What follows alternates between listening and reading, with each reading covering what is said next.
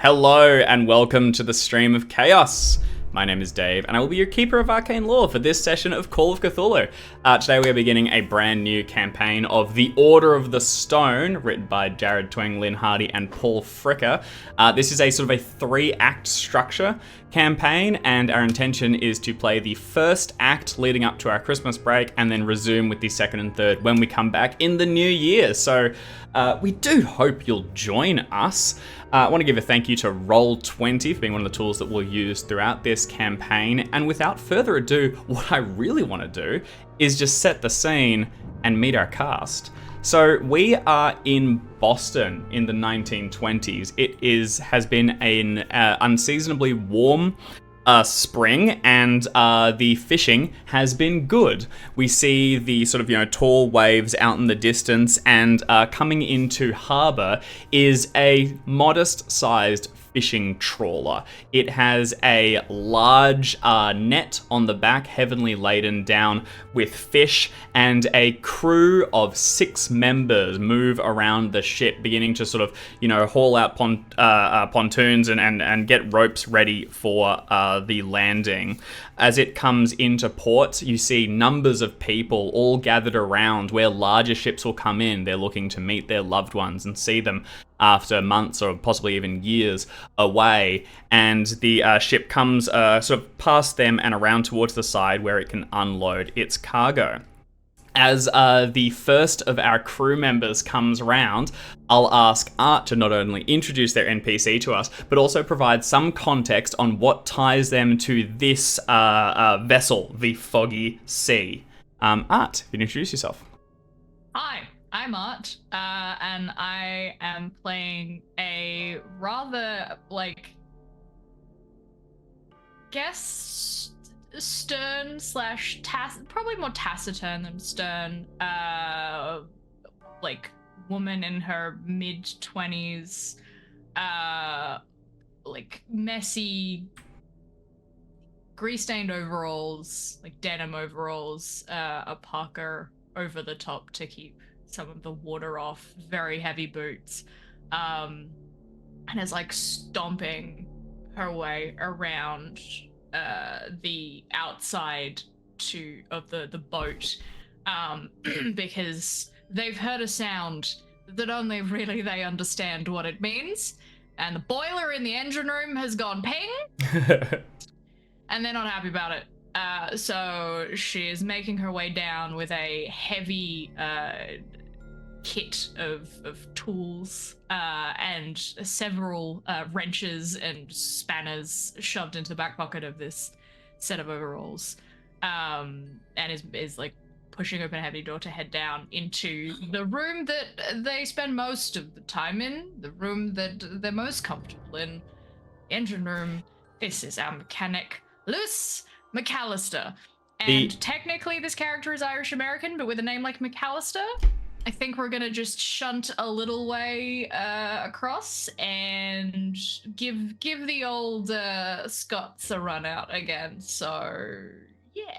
Perfect, yeah. So Luce heads down below deck, where it is gets more and more cramped the further you get towards the engine room. This is a pretty modest-sized ship, and in this space, the engine dominates it. You know your way around here. You know how to shimmy through the gaps, how to place your tools within reach, and what to tug on and pull. How have you personalized this over your years aboard the vessel? Have you been attached to the Foggy Sea for a while? I've definitely been attached for a couple of years at least. I have a family history of seamanship. My father was a sailor. Unfortunately is no longer with us, God rest his soul. And I spent a lot of time on ships with him, learning the ropes. Ha ha ha. As it were. All the nautical terms that we now use in everyday life. Toe the lines one? How fun. Cool. Yeah, the personalization, I think it's less... Luce is not the kind of person that goes in for, I can't even find the word I'm looking for, making things comfortable, making things personalized. It's more that they know the space so well, she feels so comfortable in this area that it's less about personalizing and more about going, if you fucking touch anything, I'll rip your arms off. And there's definitely an element of like heads down, the boiler makes another like whistling sound, and she just kicks it a bit and goes, "Don't be a shite," and then like gets down and starts like undoing a couple of bolts that have been tightened to the like perfect. It's all the way tightened and then like once more and then half back just to make sure nothing gets stuck and everything gets oiled. Everything that's taken care of with a kind of ease of familiarity. But also, if anyone came down and moved her cheese, should hit them with a wrench. And now I'm looking at my skill set. I think that some of those extra points might end up in throw, just so I can yeet wrenches at people. Fantastic, yeah. So this is the boiler kind of only Luce's room, and as the camera slides back out and heads up towards the deck, let's meet Jackson's character. Oh, that's me. Did you do the thing where you just describe the character and then name them at the end? Is that what we're doing? Totally up to you. Oh dear, too much pressure. Cut that out of the edit. Hey, no. I'm Jackson. Oh. Never have, never will. And I'm playing Gaspar Green. I think rank to be determined. I guess lowest. Cabin boy. You are, yeah. He's not going to enjoy being called that. Gaspar is what did it say? Is a skinny but relatively handsome. Okay. Curly dark blonde locks peek out from a woolly sailor's hat. I think he's got some kind of romantic ideals about the sea somewhere deep down in his heart. But he wouldn't let that show because he is an 18-year-old and somewhat here against his will. His grandmother is the captain, and even though he's been here a few times in his youth, every summer, every now and then, all those times he always thought of it as, just a good time hanging out with grandma on the boat. And now his parents seem to have shipped him out here to actually try to do something with his life because, I don't know, hanging out, at the... What would be the equivalent of the milk bar or whatever? Yeah, like the milk bar is not going to turn into a career. So I don't think the expectations have quite been set. He doesn't know he's here to learn and work. So every like few minutes, you can look up and see that Gaspar has run out of things to do and is just standing ready and waiting and happy to wait for someone to tell him what to do. And do you think you actively shirk work, or is it just if not, like you don't have the sense of like things need to be tidied, a guess at what the next task might be? That's it. It's like, okay, well, I mean, I guess I'm here to learn this time, so someone better teach me what I should be doing. Tie those ropes, Gaspar. Okay. Just kind of loosely put them towards. A gentleman called Joe Evans, who's one of the sort of just dog's body sailors aboard, who's been here for quite some time and never really looked to rise above, like, turn up to the ship when it's ready to leave, serve the shift, and then head off, is going around with you and kind of just seeing to a lot of the tasks that you either mishandle. He provides little direction, but if you're looking for just insight into a sailor's mind, he would have it. And as he sort of goes along and just absently knots ropes, places them away, keeps the deck clean, and begins to prepare the boat for landing, if you wanted to, this might be someone that you would follow around and begin to learn from. If you didn't, though, he does kind of just pick up the brunt of the tasks, and you could just kind of let him see to those. And it's, when you're out at sea, it was a bit choppy, but as you're coming into the harbour, it's smooth. You could probably just slip below deck, and like around the corner from Luce's boiler room, there's a quiet place to rest. It's been an early morning. No, I don't think he's the kind of guy to actively shirk. And yeah, sure. If he finds what Joe is doing interesting, he would probably watch and learn. But generally, like, you can expect Gaspar to do what he's told. and not much more. Not much more. Fantastic. On that way, under Joe's direction, you'll both sort of bring in one of the large nets, swinging it about onto the deck. It just deluge of water washes across it, and fish begin to drop down, little silver treasures from the sea, pushing them back towards one of the ice lockers. They'll be gathered together, and you'll begin to prepare those to be handed over to the merchants when you arrive. I asked Luce how she has personalized the ship in her tenure. You've been here a much shorter period, but when you're aboard, you will spend periods of as short as 6 hours up to 1 or 2 days if you get, good weather and head away, and you probably would have cabin space. What does it look like for you? Still talking to me? I lost track, Yep, sorry. still you. Sorry. I feel like that's in character. That's how deep in character. And who am I? We'll go with that. I thought I heard someone else's name. Maybe you said Gaspar. I thought, oh, that's You're still sleeping the wrong it's cat. the first session. Yeah, come on, give him a break. No, I mean like all the boyhood, pirate heroes would have had hammocks. So a hammock is all he needs in a corner of the room. You haven't confidently bought your skimboard in the hopes that maybe you'll get a chance to do a little surfing or whatever?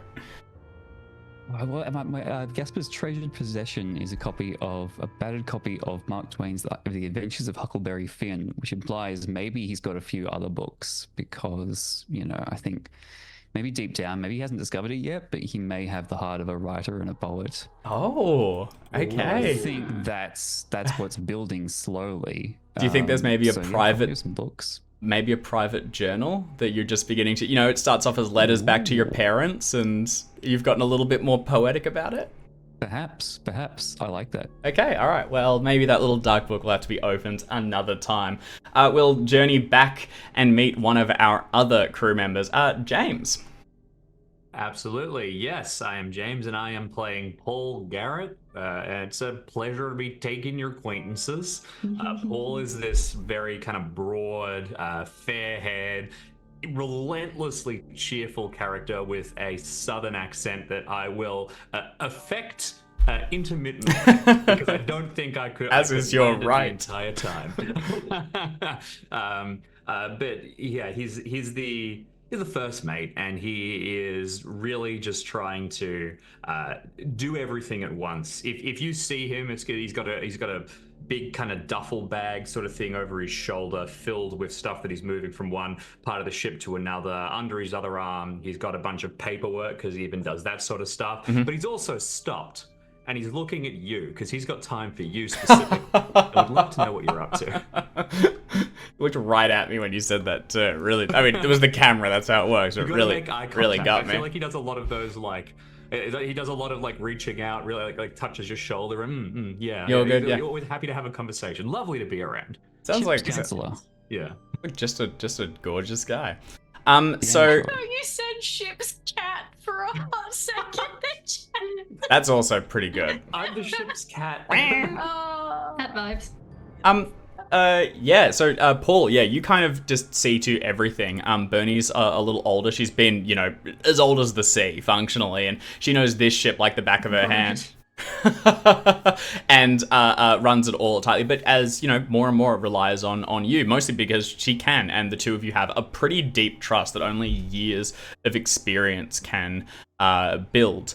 As you sort of navigate around, you see all of your peers. You'll also see the sixth character aboard, and not one of our cast, a Miss Annie Jones, who is sort of like a temp that's joined on. She's a recreational diver in the area, going down to some wrecks and things, and she takes out tour groups and things.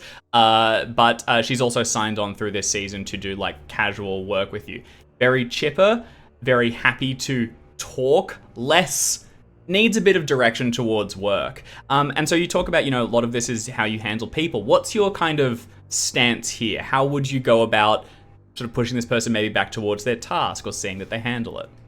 I think that typically what I do is go around people and be so relentlessly cheerful about their work and get so excited about it that it either guilts or pushes them into doing something. Yep. But I think that specifically, you've said that this woman's particularly chipper, I can imagine And that keen we have for a this sort yarn. of endless loop thing going where we're sort of we get stuck kind of complimenting each other, for about 20 minutes, and then, the boat hits something and we've got to go in. Probably when Bernie steps in and needs to tighten things up. Exactly. So, how long do you think you've just been indefinitely attached to the Foggy Sea? I mean, I said, guys have a long experience, but perhaps you went away and came back, or do you think you've been with this boat as long as it's been at water? I think I've been here for quite a while. I'm really projecting just that I've just said I'm charming and I'm going with it now. Yeah. So I think that for a long while I actually only did seasonal work and popped up once every now and again. But I was around doing that for quite a long time. And although I've only probably been on the Foggy Sea sort of full time for maybe a couple of years, it feels like I've been here for a decade. Yeah, fantastic. As I asked Gaspar and Luce, how have you personalized the Foggy Sea and made it your own? I think that I'm pretty into hang in there style motivational posters and stuff like that. Of course, they don't really print those out, but I think I've got stencils and paints, and I've actually got it everything from a smile is always free, and I've actually put them across. So if you board the ship at certain points, there's a little happy refrain painted at various areas. Are you the person that goes into the galley and has written please remember to leave it cleaner than you found it? Yes. Every I'm gonna kill you. Helpful thing, it's sometimes charmingly misspelt in a way that seems very just deliberate.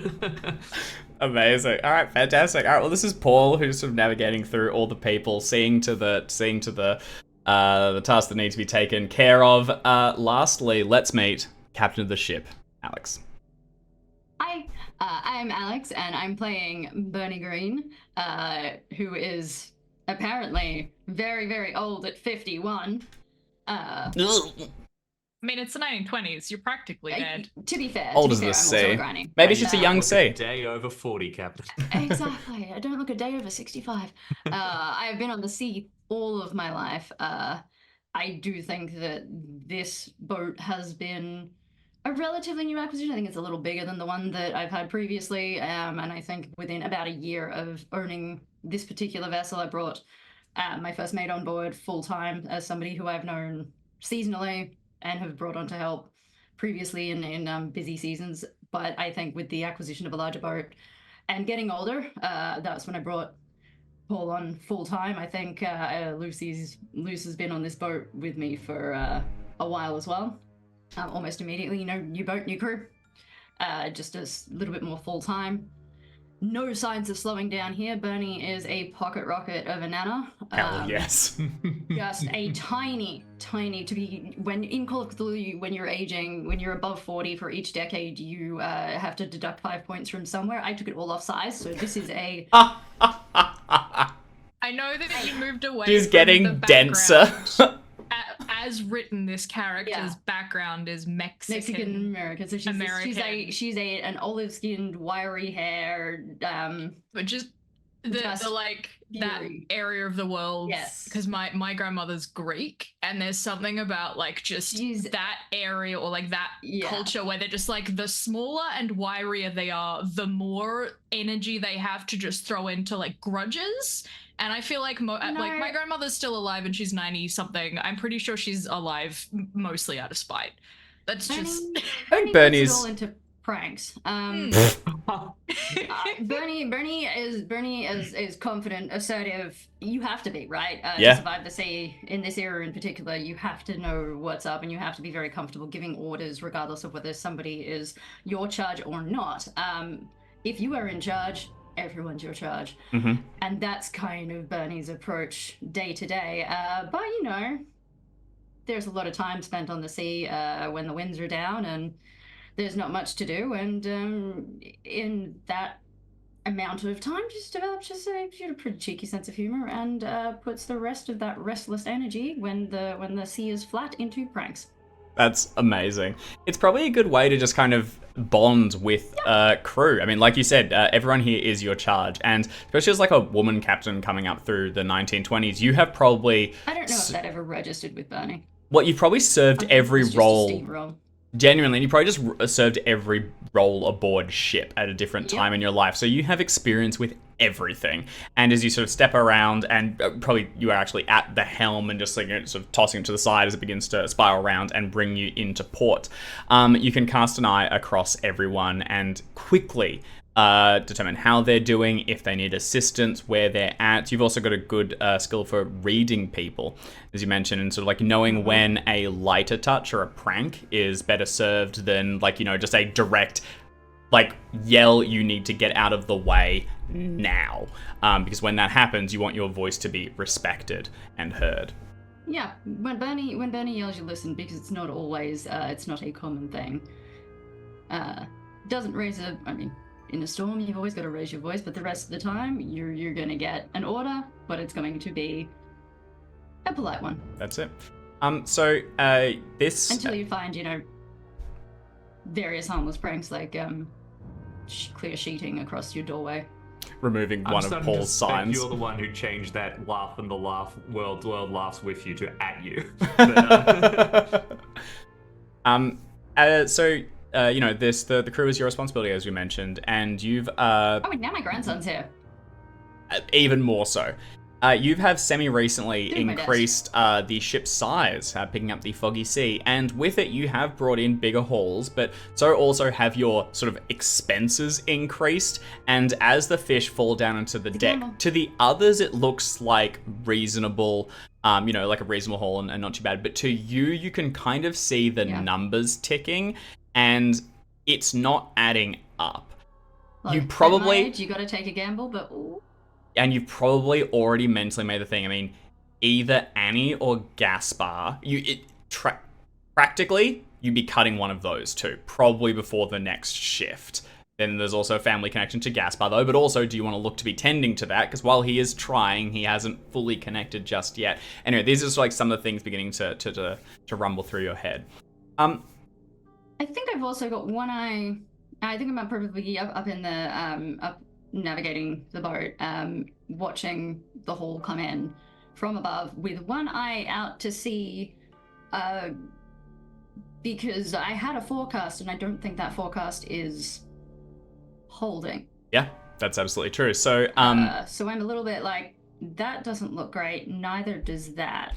You've gotten the knack for reading weather through your own instincts and experience, as well as by speaking with the other captains that you meet at the dock. And, typically these things will hold. A storm that begins to roll in from the west will, continue to go that direction. And you had gotten the prediction, and it matched your own, that there was to be good skies for the next week at least, and that the fishing should be good. But when you got out there early this morning, well before dawn, you found storms on the horizon, the waves choppy, and after only a modest haul, decided to come back in, resupply, and make a decision on what to do next. Last thing I need to do quick, which is very important because it came up in Paul's section. Is there a ship's cat or some other pet? No. Okay. Nah. Not in a Call of Cthulhu. Don't want to bring a pet into a Call of Cthulhu scenario? I'm gonna just make this really Whack. easy. Luce is allergic to cats. Unfortunately. Yep. I don't know if that's legitimately true or just a thing that at some point was said to make the conversation stop. But Luce is allergic to cats. Luce is allergic to cats. Also, Luce finds that on ships that you've served with cats, they also curl up in the boiler room spaces where you want to be. Those little bastards. Yep. Nobody wants a hairball in that part of the ship. I just pass. Which is very fun because I just ship's fish that follows. I've seen the same guppy every time after. Besides, my ship doesn't have rats. Just did a quick Google because I have made the decision, snap, that Luce is superstitious. Mm-hmm. And apparently cats were seen as a sign of good luck, which is why so many of them were on ships. So I feel like there might also be an element of like, I can't say that I don't like cats because that would bring me bad luck, but I don't like cats in the boiler room because that's a problem. So what I'm going to say is I'm allergic to them because that way I'm not bringing bad luck upon myself, but I'm also not having to deal with the consequences of a cat on a steamship, which is different from a sailing ship. This is how Luce's mind works. It's like must not jinx, but also practical.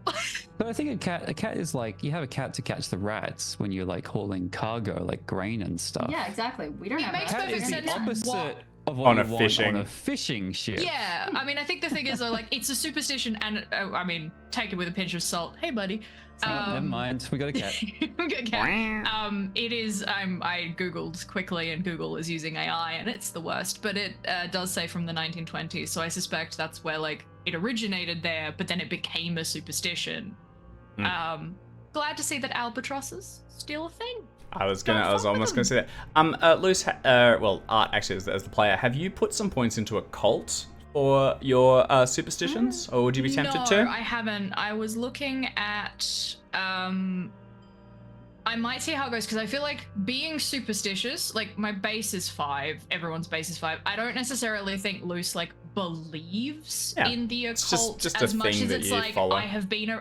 It's the same as like if you're raised in a family that is like relatively religious because tradition says you do it that way. It doesn't necessarily make you like a devout believer, but you're like, I follow the forms because that's the thing you do. Yeah. And in doing so, nothing terrible has happened.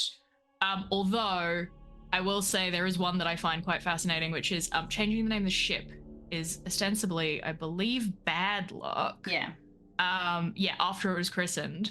And I think I'm gonna put that one as the one that I hold the strongest because my dad died out at sea, and I'm gonna say that it was on a renamed ship. That's sick. So I am fervently against renaming ships. The Foggy Sea is the Foggy Sea, but I think if the ship had a name before, I am like absolutely like, I don't want to know what it is. This ship is only this ship because it has been christened that ship.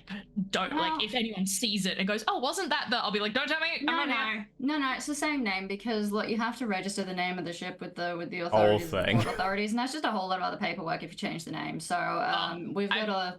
I feel like that might even be changing the name is a vanity, and it's a waste of money. And That'd be license plate for your boat. Well, there you go. That's the answer about why I've been on this ship so long. It's a ship that's had the same name from before it was even owned by the captain. The captain understands. I don't know if the captain understands, but Luce thinks the captain understands. Could actually be that you came with the ship too. Actually, if Bernie's purchased it from the previous little bit for not too long ago, that you actually were attached to it and came along with just experience of the boat. But all these and more questions will be answered.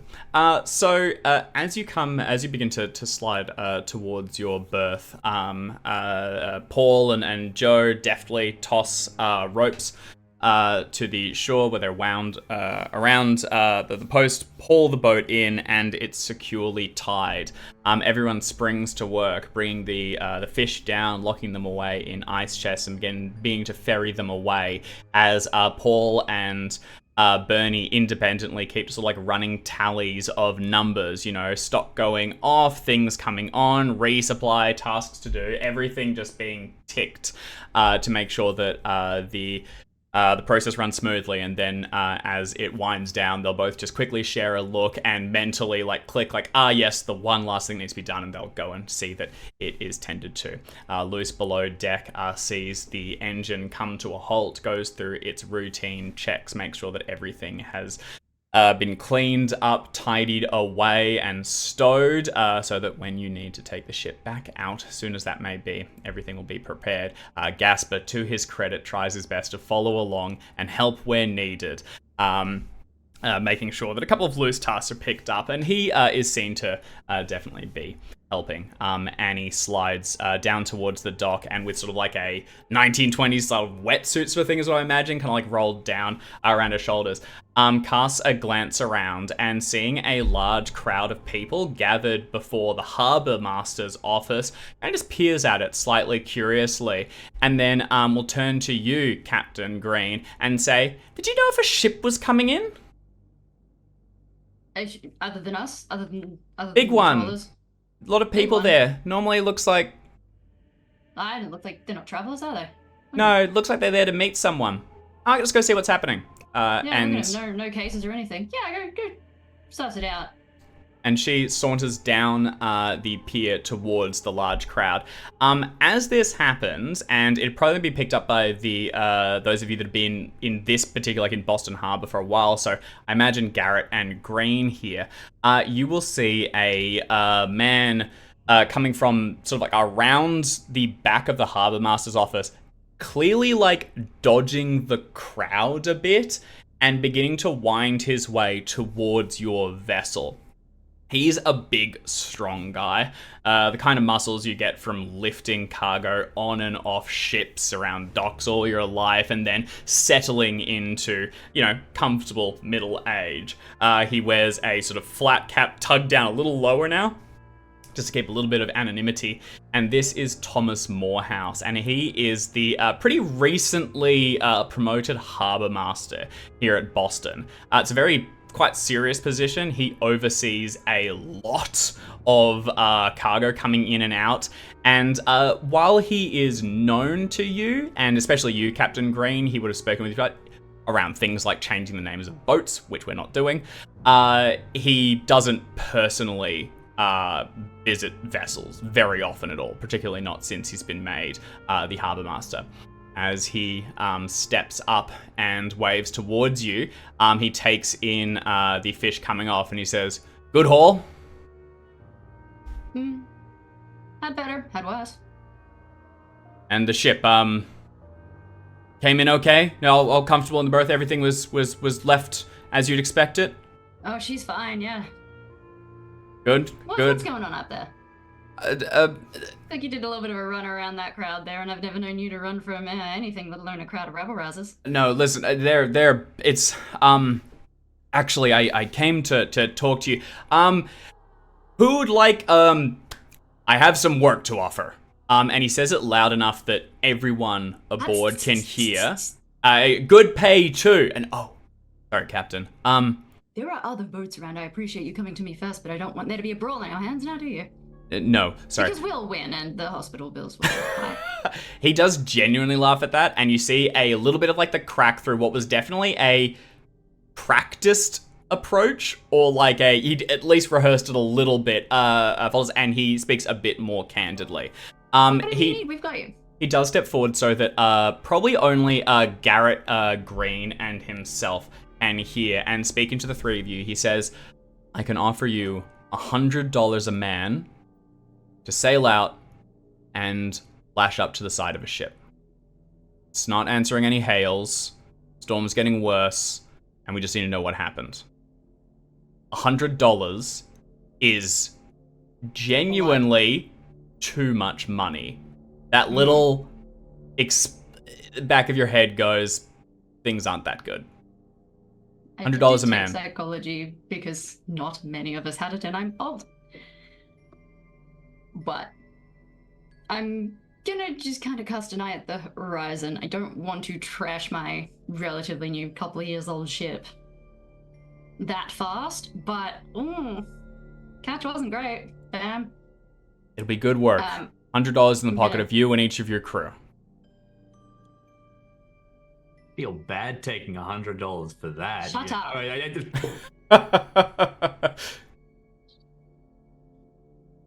The weather's getting worse. I can't ask my crew to do this without letting them know. I understand, But I'll take the fog out. Good. With anyone who'll come with me. So, no need to go asking any of these other ships. We'll do it. Understood. As many of us as I can get. Your credit to your vessel, Captain. Now listen, come and meet me in the harbor's... Speak with your crew, get them alongside, come and meet me in the Harbor Master's office in a moment, and I'll explain what needs to be done. But it's good money, you'll have half of it in hand before you depart, and should be just a morning's work. Understand? Alright, I'll leave you to your things, and he steps back and catches you, Gaspar, just sort of nearby, kind of looking for a task to do, just like snaps loudly and just says like, "Stow that," or whatever, and just on like instinct, you feel the command sort of jolt through you of someone who's definitely got a lot of experience around the area. I I roll to stow that. You rolled a stow. Yeah, you just gotta like look around and just whatever you're holding, just chuck it under a bench and get it locked away. All right, I'll pass it to Captain Green to give her address. I'll gather everybody up in the captain's quarters up at top and point out at the storms. Most of you have been on the sea for long enough to know that that's not a friendly-looking sky. But most of you have been on the land long enough to know that $100 is a fair sum of cash. We've been offered a job to go out, tie ourselves to the side of a ship who's not responding to any hails, see what's what. Harbourmaster reckons it'll only take the morning. I disagree. I think we will be out for a day or so, based on the weather. I would like to attempt to go around some of it if we can. Obviously, the safety of the boat, the crew comes first. I intend to take the fog out and accomplish this. We've got some repairs that need doing. I don't want to make sure everyone gets their Christmas bonuses this year. I am not ordering anybody to come with me. These old hands are still pretty good on all parts of this ship, so I'm confident that this can be done with as many of you or none of you, and I would not ask you to risk your persons at all to come with me, but $100 a man. This is not a split, this is not an equal share. The Harbourmaster will simply pay us. Well, you know. Oh, and poor souls who may be in trouble, of course. Always a plus. It's not a risk with you at the helm. I'm very happy to come. I mean, the fog won't exactly float as effectively. So, basically, I'm gonna make sure the old girl's okay. I was hoping you'd say that, Luce. And this, I mean, there's other people out there that need help. Well, obviously, I mean, my ma could use the money, so I'm not mad about it. But at the end of the day, I know this is your ship, Captain. But she's also my girl, so yeah. just like a quite a stern nod, and then crossed arms, legs like slightly wider than hip width apart, just like stands on the dock, kind of staring at the captain, staring at the storm, looking to the horizon, back to the captain, doing some like calculations on exactly how much fuel are we gonna need and how much extra should I bring on the off chance I need to make the old girl kind of skip a little. You know? Gaspar? Her posture is going to be tested as the captain gives her a surprisingly hearty slap on the back for somebody who comes up to like lower than your shoulder. Really hoping you were going to say that. I can't really fit in the boiler room anymore. It hurts me back. It's small, but it it's cozy. So, I'm with you, Captain. Gaspar? What do you say, kiddo? Yeah. Sure. Yeah. I mean, yeah. Be on the ship. What? Why would they just not be responding? A lot of different reasons out on the sea. They may have had a bad batch of some chef's slop and all be bent over the sides, unable to respond to radio. Who may have... Joe Evans chimes in at this point, and Annie's made her way back as well. And Joe, like, scratches under his turtleneck, and from it you can see, like, this big, like, white scar that winds up against the side. And he says, "This is too good. This doesn't seem right." And as Annie winds her way through, she goes, "They're waiting on a big ship, SS Champagne, from Ireland. It's got hundreds on it. 8-story, 800 foot. That thing's huge." And as she comes in, everyone kind of goes like, "Shut the fuck up," and hushes her down. And she winds in and she goes, "What did I miss?" But that's the ship. We've been asked to go and see what's going on. They're not responding to any hails. My money is on explosive diarrhea. 800 people. Better than explosions, I guess. From what they're... I mean... 800, it's 800 foot. 3 classes. Yeah. So 400 people. I don't know. I haven't been on ships. You tell me. It's 800 People foot. have 2 feet, don't they? It'll be a cargo. It's a passenger vessel. It's a passenger vessel with. Does anyone? I could get an int roll from anyone who's been around the docks for just knowledge or probably education would be knowing this vessel. I failed both my getting older education rolls. Oh no! No. I have intelligence of 65 and education of 60, and I Dang. spent a long Funsies. time. Yeah. So I'm happy to like either Honestly- roll or give the captain like a bonus to be like because I think Paul has something. Paul? I kind of don't. No? My character skills are very kind of spread, and with a little bit of bonus points, I've spread them further. I really like the idea that Paul strikes me as someone who's doing like night school and stuff like that. Yes. I've been trying to learn law, and I've got 15 points in it, and I'm reading like Maritime Law 01. and, I like, lists of love ship that. registries. Do I know about the SS Please. Champagne? Do you want to make an education roll for me, please, Paul? I was going to ask if I could argue law, even though it's inappropriate. Even though it's kind of No, thing please. funny. Yeah, for sure. Yeah, go for it. I love it. Sweet. All right. Oh my god, Jim. All right, well, ticket for First one. roll of the Island that's the campaign. SS Sparkling Wine. Is my fact. It's weird that I don't It have is an not- answer it why is it's called the not SS from Champagne. The correct period of France. Okay. You Well got a done. hard Yeah, on a 15 for the first roll of the campaign. You just That keep a does, positive uh, attitude It about these bodes things. well. And It bodes- I'm ticking that. Ship's Council. Ship's Council. I'll take every job. You just got promoted. Oh, yeah. Yeah, I think genuinely, Captain, you do see Paul, like, you knew he was taking classes. Yeah. You made some allowances to, like, make it happen. Oh, You yeah. encouraged him to do so. You really do see, like, that trust was well placed. He's really earning himself. And he kind of just, like, almost surprises himself with some knowledge that comes to hand. Yes, so the SS Champagne travels between Ireland, Boston, and then will travel along further south. As I said, 800 footer. It's a huge vessel. This would be carrying both cargo and principally though people. This is still well before air travel, so this is just the way to get around. They would have been at sea for quite some time, and from where they are coming in, they should have radioed already. And based on, you'll get some of this like through Annie's information, they should be within radio range as well, from where they are. radios? Yes, they do have radios. Oh. Ship's radios. Do we have radios? No, you're too small a vessel. You probably. Oh, I mean, actually, Luce, radios are do you have massive. electrical repair? Does anyone have electrical repair to possibly justify rigging?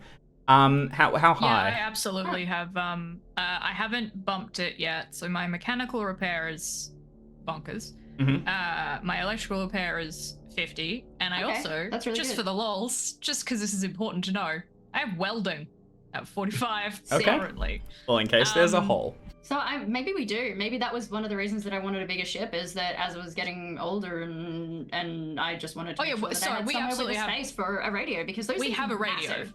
I think like if I'm not down in the boiler room, like if Yeah. the boiler's fine, Luce's next thing is I'm on comms. Okay. Yeah, Um, 100%. I think So- that's part of the impetus of a larger ship too. Is radios are large. obviously I will have shown everyone how to use it, but like at this era, it's a finicky piece of like a lot of the time. I probably have the exact same relationship to the radio as I do to the boiler, but instead of kicking it, I like smack it on the top and go, "Don't like, be a "Ah!" shite." You just yell at Like, it just. There's just an element, and there's definitely been a point where I've hit it and yelled, "Don't be a shite," and then someone on the other line has gone, What? "Excuse me," Um, and I've gone, "Oh, terribly sorry. The radio was being problematic." Shite. So you'll all be you'll all be You've excited to explained how hear. to use it, but much like all of our grandparents with new technology, I simply refuse to learn. I'm gonna go for. So you'll be excited to hear. I've got a pop-out box that's relevant to this. So by the 1920s, a lot of ships are getting wireless radios. This would be larger vessels. This is term. I remember This when is you had to like throw the wires from ship to ship, and that just didn't work. that's awesome. I did not know that. No, what, No, it's a Jackson no. thing. It's Oh, one of those sorry. little, like, two Funny. tin cans That on a ge- string. I genuinely bought that Just for the fact that you a said second wireless too radio, long. like, No, it'll be the difference, but like I think it's like a wireless radio is in something that doesn't need to be connected to like a telephone line system. right. Okay. I assume that it's Well, got yeah. a radio antenna. Well, it's got a battery, right? Rather than being plugged Uh, to the wall. It possibly could be if there's any kind of generator that's attached to the boiler, it could be connected, but I don't know how they work to that point because you can Tell have us like more, Dave. Let me talk steam, about my box. steam engines turn into steam Yeah. turbines, which Yeah. are Show us the electrical. box. This is radio telegraphy, which is Morse. Telephony is not until the 1930s, and Telephony. that's what That one is you. Yeah, I don't know how the telephony. the- Telephony is my never mind. Telegraph. So you would have you guys have a improvised radio room, basically set up against behind, actually probably below deck where there's less water to get. It's Morse only, and I'm going to make an arbitrary decision that only Luce can use it. I think you have the electrical repair, you installed it, it's reasonable that you have learnt Morse code, unless someone else wants to basically spend some of those 70 points you've got to put them into an applicable skill. This is something you don't have yet. This is a different thing. You can probably interpret a bit of it, you can hear it coming through, but you can't tap it out and use it. Are we hand waving that I don't actually I don't need a skill for Morse code? That's just I Using have electrical electrical repair. I repair, I think. use the I'm- radio. We're good. With Electrical just repair, being and I'm going to very quickly just make sure it doesn't imply a skill roll anywhere else. But yes, I think electrical repair is just going to be... I think you guys understand Morse. It's appropriate to your stations, but Yeah. using I the mean, we radio also is just a probably little know bit more than... semaphore. Yeah, it's yeah, definitely. Raising flags. And a I'm lot of sure that things. Paul's made a cheat sheet to put on the wall above the radio. That's of, genuinely the SOS, your ship's identity, things Yeah. like that, you would probably all know. And I think Paul's made a very clear cheat sheet for all of us. I mean, I can It is definitely be language Morse code if we need it, but I feel like it. I don't think there's. I've seen radio operation in some other scenarios, but I think that for the purpose of this, electrical repair. I've also got about 10 points. I've just spread out all of my points into a little bit that everyone else has. So maybe I don't know it yet, but if we suddenly find ourselves sans loose for some reason, it'd be fun for me to try. I love that. I think genuinely, Paul, you take an interest in everything, and you probably have spoken with Luce the most about it. You helped to set it up a little bit, and you will be second to, yes, generally if you have some electrical repair, you may have some ability to do so. I've I will also, say. After you. I've also taken Dave's kind offer to have us spend our extra points in situ, which is perfect because I don't think Gaspar knows what he's good at yet either. Art, craft, nobody else does. poetry at 70. I know. have taken a chunk of my bonus points at this point. I have put some extra points into Brawl because it's very important that you must know that I just found a couple of fun superstitions about fishing specifically. And one of them is, before going out on a fishing voyage, Scottish sailors specifically used to yeet one of their companions overboard and then haul them back in as a hope of good fishing. So That's why you bring I don't think Annie. Luce has- I don't think Luce has done that, but there's definitely every time we go out, Luce is at some point I should mention this, especially if the haul isn't great. The other one is at the beginning of a fishing season. Apparently there's a superstition that it is lucky to have spilt blood before you go fishing. So I think Luce just goes and gets into a punch-up That's before sick. each fishing season Roll. and just cracks someone. So I've just given myself a bit of extra brawl, because whether it's my blood or someone else's doesn't really matter. Something just needs to happen. That's and also, sick. I was gonna not bring... joking to the harbour master that if we got in the fight, we would win. Square up. The other fun thing is I do actually have a bit of experience in this because my great-grandfather was a sailor, and he had 6 daughters, and he taught them all how to box because he was I have 6 daughters and they need to be able to look after themselves, and my grandmother is a southpaw and knocked my grandfather out once because he came home too late drunk from the pub. Wow. Nobody expects So- a southpaw. Yeah, no one expects a southpaw. So you know what? For the joy of bringing a little bit of my family history in, Luce is left-handed. Love it. Love it. Yeah. Hell yeah, left-handed boxes. That's awesome. Trying to sort of retro justify how that information all came under law, but I think it made sense. It's, I guess, just naval standards and things like that. So yeah, they should be within high range. I'm doing pretty local level stuff, so I'm looking at Boston Harbor manifests and I imagine that if there's a passenger ship that departs or comes into Boston Harbor, it has like registries about its travel plans and everything like that. Yep. I don't think I'm doing like law is more like to a level of like lawyerness, more just like Yeah, what's the the regulations to standards. get your Regulatory license and renewed. compliance. I really like that. On that, then just one other note I'll give you. You're a Before workplace health and safety officer. It's very important. $100. I mean, I've said $100 is way outside of like scope here. It's too much. It's more than any of you have been paid for any of your. Gaspar, you've been working here over like this season, and you haven't seen 30 yet. It's like this is shitloads. This is enough money to get into trouble. $30 is my life savings right now. Well, get ready to triple it, mate. Paul, like on the legal thing, this would probably be beyond the scope of the Harbour Master's office. This is either him dipping into his personal coffers, or or there's a third party.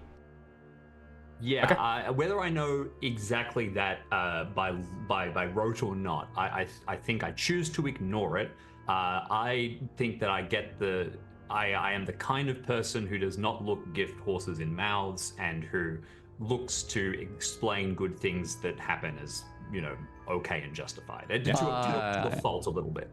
I don't like it. What this guy just wants to like pay $400 to so he can do more work? 600. There's Surely there's probably something on that ship that matters. Someone or something. There could be somebody who is the cousin or something. mistress of a politician. Who the heck knows? The money is to go forth, check it out, and shut up about it. Or maybe they got a little bit And of I suspect problem. most of it's for the latter. Nothing too serious, but if they publicize it too much, they're going to damage the bottom line of the company or either the boat or the tour or whatever it is, and they just need someone whose reputation is a little more, I guess, different pond, Gaspar, you're not wrong that this is weird amounts of money for what we're doing. I'm not going to tell you you're wrong about it, but it's a lot of money, and whether it's a problem or not, there's people who could potentially be stranded, hopefully nothing worse, but potentially stranded, and if it's not us, who else is going to do it? They're going to pay whoever goes and does it, so we may as well. Yep. They'll get someone to do it. Rich people are weird. Yeah. So do we have time to drop off the catch we've got so far? Oh, yeah. Okay. If we're doing that. I'll try and get everything off real quick, and then we can turn right around, try and get out before the storm breaks. You have a meeting at the Harbour Master's office too for you actually getting paid and some more context and things. Okay. All right. There's a short period then before Paid like just Half out of of it interest. half up Half front. in advance? Okay, because I think some of that's going to be I'm going to maybe do a very brief stint of going and getting some supplies, and I will happily put a bit of that money into making sure that the ship is running, kind of on the understanding that the captain at some point will that's my responsibility. It's more like I'll go do it, and what I will do is You'll I will invoice. keep a receipt of what I have purchased. There will be no conversation. It will be left for somewhere for the captain to find. And the implication is if you choose to never look at this, it never happened. If you choose to pay it, it gets paid. It gets paid. All of the ship's stuff comes out of the captain's. The captain has a boat. The captain cares not for anything else except a boat. Basically, any of the money that Bernie acquires from this goes directly into like the accounts for the boat. She just wants to be on the sea. It's a circular thing. I think with Luce knowing that, it's not even like a question of, I need to check with it. Like, I'm just going to go and buy stuff. Go buy it. And if I buy too much stuff, then the captain doesn't have to pay me for all of it. But it's just like, I will go buy stuff. The captain can sort it out. I know that I will probably get paid back for the majority, but if there is something I purchased the captain doesn't like, that's on me. And that's fine. So I'm gonna go off and buy some supplies. What supplies? I don't know. I don't understand ships. Ship stuff. Yeah. Ship stuff. Things. But Just I would general like to general maintenance and I'd like to spend money, kind of ish, Dave, if it's all right. I know we're not playing Pulp. I did have the Pulp talent resourceful, which is like spend luck to have a thing.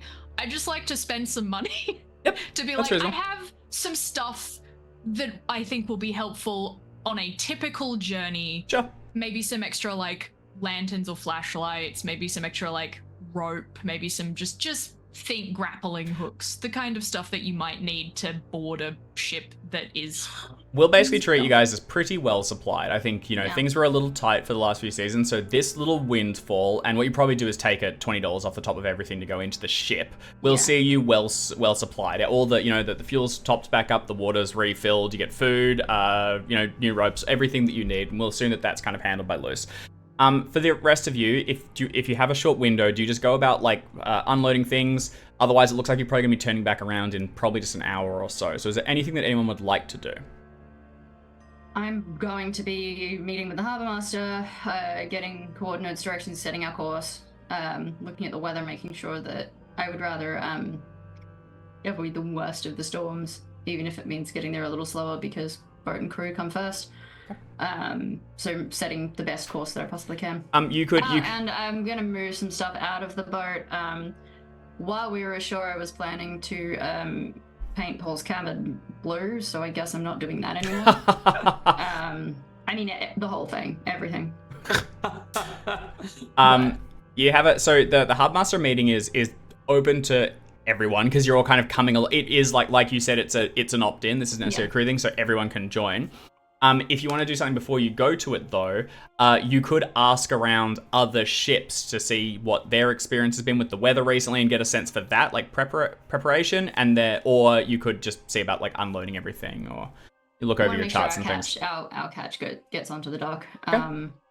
So Captain Green kind of tending to ship and getting everything down, Luce going off to sell things. Garrett and Gaspar, anything you'd like to do before we proceed? You just get some reading in. Yeah. Okay. What are you rating? Other classic Treasure Islands. Yeah, nice one. Why not? There's got to be one about a ship lost at sea that doesn't there'll be something wildly appropriate. Has 20,000 Leagues Under the Sea or that would have been it. That's another one, yeah. Count of Monte Cristo? Count of Monte Cristo is definitely sorry. out. Moby Dick. Why I went Monty, I don't know. But have those been written yet? They must be around. I think so, yeah. I'm not sure Moby Dick. The others would be. Yeah. When was Old Mobes? Moby Dick, I think, has been written. Yeah, it has. For sure. It may actually predate the others. Just get a big list of nautical books and work your way through it over the course of the campaign. Well, he's kind of been driven towards them because he's got that hipster energy of like turning away from the pulp novels that are coming out, the Penny Dreadfuls, the little poppy paperbacks. Amazing. Like, no, he's the manly classics. You can't. You're not. What we are pretty sure historically that the novelization of Pirates of the Caribbean 2 is not out yet. So you're gonna have to take that one off, but the rest, sure. Is it Annie and Joe? Yep. What are they? What's their thing what they're good at? Annie's a diver. Right. And Joe is a general dog's body. So Joe is pretty capable at almost everything. He's just got some experience. He's been with you guys for probably about a full season now, proved himself more than capable. Did a bit sort of blow in out of nowhere and then just kind of stayed on doing the temp stuff and has proven himself. It's sort of surly, but gets things done. Annie is very temporary, and honestly, she's kind of got Garrett's energy a little bit and matches it, although less useful. What she does have, though, is... She may be about to be useful. I think Bernie probably spends a little bit of time trying to actually just double check. She is coming with us for this. She's keen to do it. I don't want to pressure her because she's, young woman. $100? Absolutely. Yeah. That equipment can't be cheap, right? No, not at all. No, this will set me up. Money like this, and I won't need to work for the rest of the season. I can go straight back to diving. Perfect. Done. Yes, absolutely. Because I have a feeling that having a diver with us might be a good idea. I'll get my equipment. I'll make sure it's all on board. And then if you need any additional supplies, $100 is a lot of money. The ship can afford it. Can I buy $50 now? Yeah. You haven't been given it yet. Well, right now. Yeah, now. Okay, come with me. We should have the meeting at the harbour master's office anyway. Okay. Done. Yes, and people begin to circle up and head up. Sorry, just quickly, Jim. Is there anything you wanted to accomplish, or just general sort of keeping an eye on things? I just want to try and speed us up to the point that we can actually try and get underway. Yeah, everything's ready to go when you leave. Fantastic. I don't think. as much as I'm metagame tempted to go and try and like search for things, I think that it's just the eye to speed is going to be the best. Yeah. And as much as I want to metagame and talk to everyone about the weather, I don't think Bernie's going to want to go talk to the other boats about the windfall. What we could do is we could be so loud that we create an environment that's bad for reading, forcing therefore. I was gonna say Gaspar onto the docks. And as much as I want to metagame and get to the adventure, I think I just want to read. Let's get to the adventure. All right.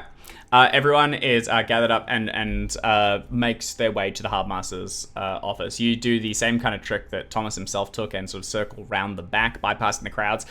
People aren't angry, but there's a lot of questions. There is a large, ship's arrival thing. They are all here to meet, family and friends that are due in today. And by this time of day, if it wasn't, it should have already probably been in this morning. And if not, they should definitely have posted what time it's going to arrive.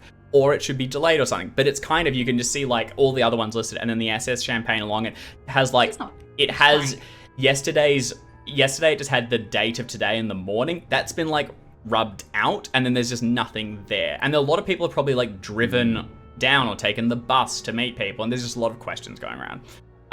You make your way through, as dock folk do, and enter the small functional office. Making your way towards the back, you will find Thomas Morehouse looking out the window at the storm in the distance, although he sort of shakes himself and turns when he hears you coming in. And along with him, seated in a uncomfortable chair to the side, looking like he's sort of just been forgotten for a moment, is a slight professorial sort. He's got the tweed, he's got the little round glasses, and he has an oversized trunk under his feet, which they're resting upon, and a second, reasonably large briefcase, neatly placed on top of his knees, that he sort of drums his fingers on a little bit as everyone comes in, and he looks across at all of you. Thomas doesn't immediately acknowledge him. He turns around and he says, "Good, then. So, we're agreed." We're agreed. All right. Well, I'll tell you what we know. The SS Champagne was due in this morning, 7 a.m. As you can see, that's been and gone. It now being about 9. We tried to hail her several times. She should be well within range, and we've gotten reports from other cities north that it was coming through and had made contact with other vessels. I'll tell you now, because you're as like to find out, and I don't want to take risks more than we need to. Another ship was sent out this morning, Harbour's Pride, as soon as she was due in. It also has not yet returned. You'll begin to understand. You know the Harbour's Pride. It is a boat smaller than yours, used for ferrying people around, getting it across the harbour. With it around Boston, just like a people mover.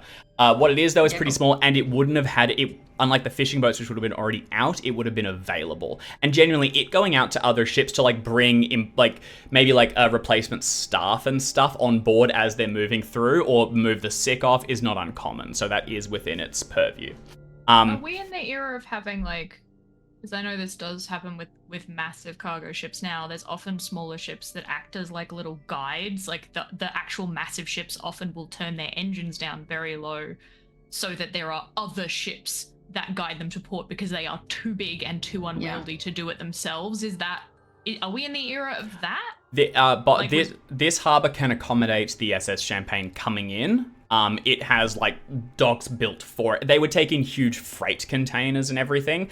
So they would be able to do it. It'd get guides in just for direction, but it itself can I think it's come more in. likely you would have a pilot, and a pilot is someone local to the harbour Who brings it in. goes out and takes over the ship. And that's the sort of stuff that the Harbour's Pride was probably intending to bring out, but when there was no contact made, just went out with a skeleton crew to make contact. It has not returned. Now the storm is getting worse, but we need to understand what's happening. My principal concern is illness a malfunctioning radio, and a risk of them coming aground. What I'd like you to do is get there, get aboard, find what's happening, and make contact. See what you can solve.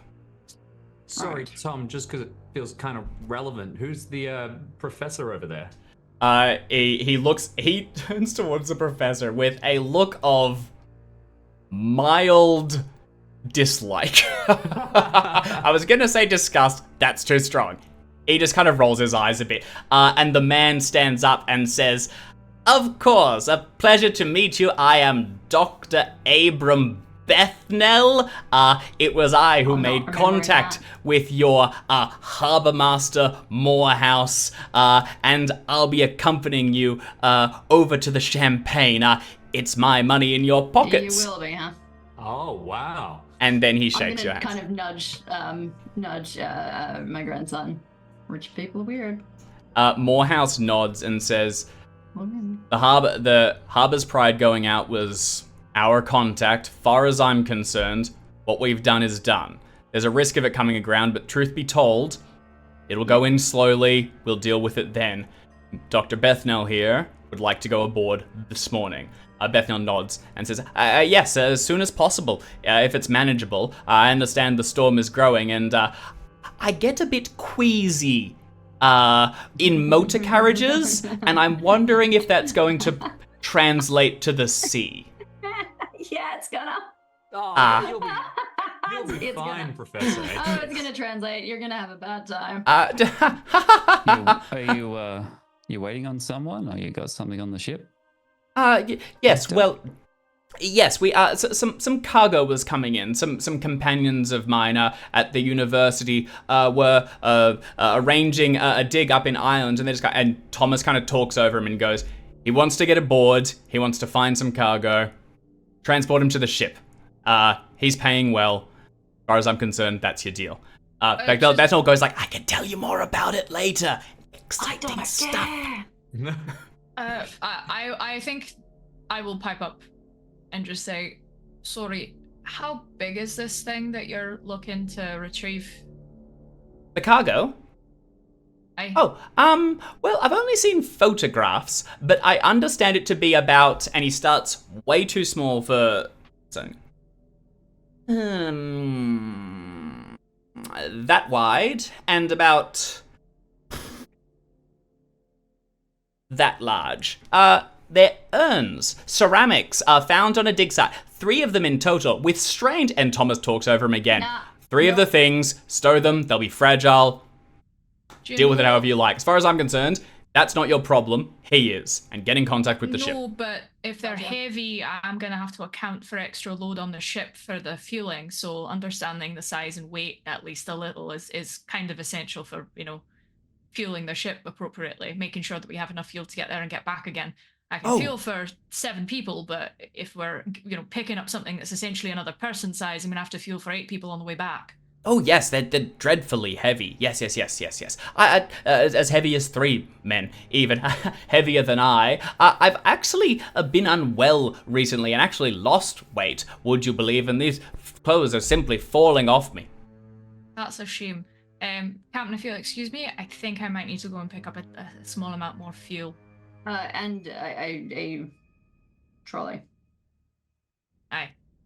If there's nothing more then, here's your money. And he hands across a envelope with $300 in it for your crew. And he says, and the rest's here for your return. I divvy it all out. Okay.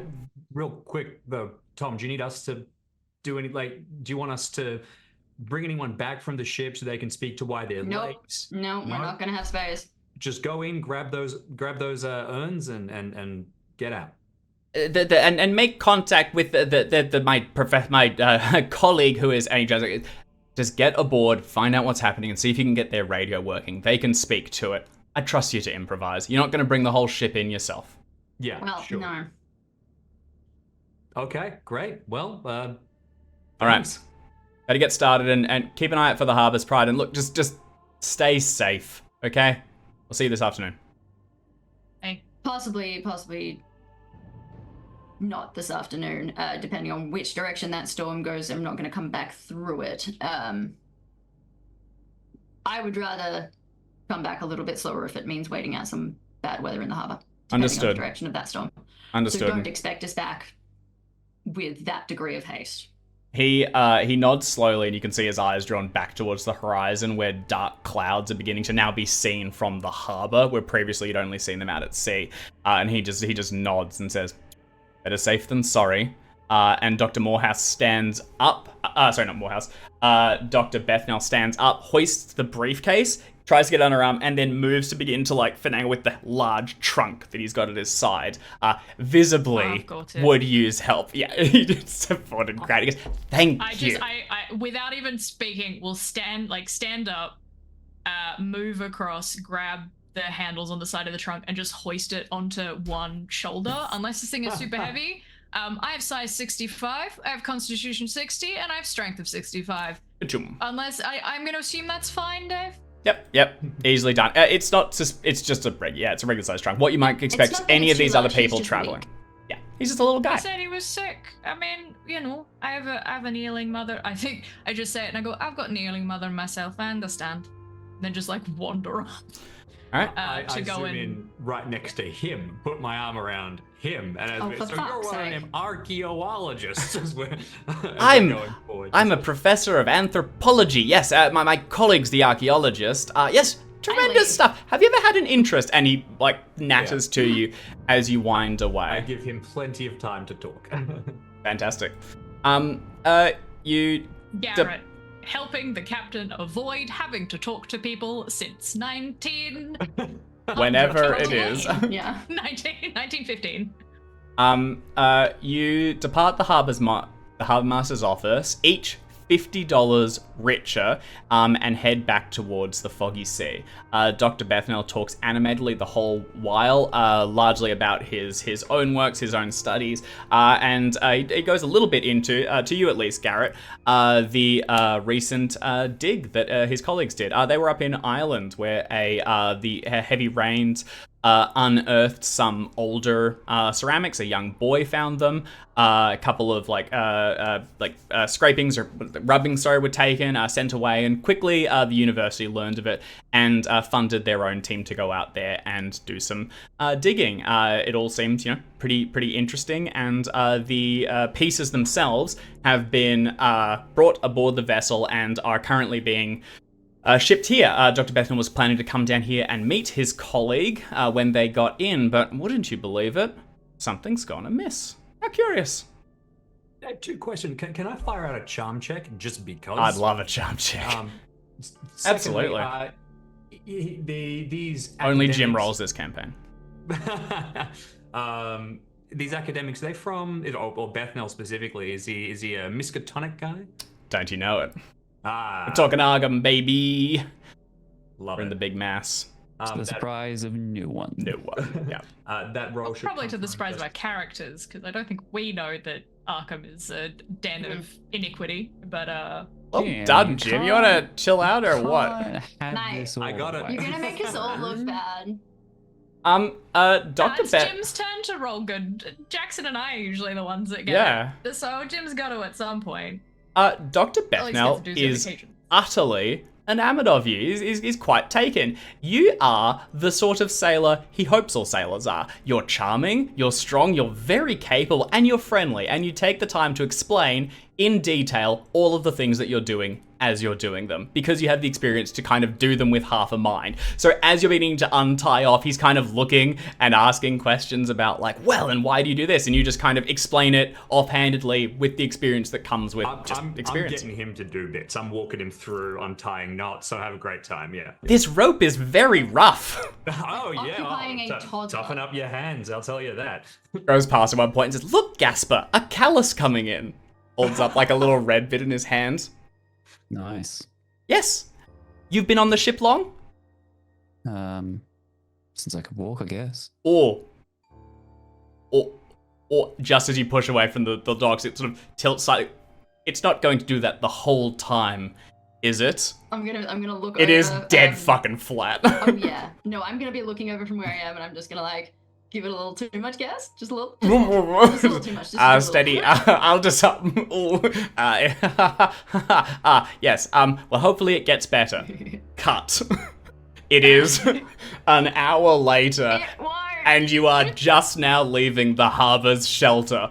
Waves go taller than the foggy sea as Bernie expertly helms it into them and up over as it crashes down on the other side. Heavy spray washes over the deck. Everyone's traded in their sort of lighter spring clothes for heavy jackets, hoods, lanterns sort of swing on the prow so that you can see through everything, and it rocks aggressively back and forth as it splashes through the waves.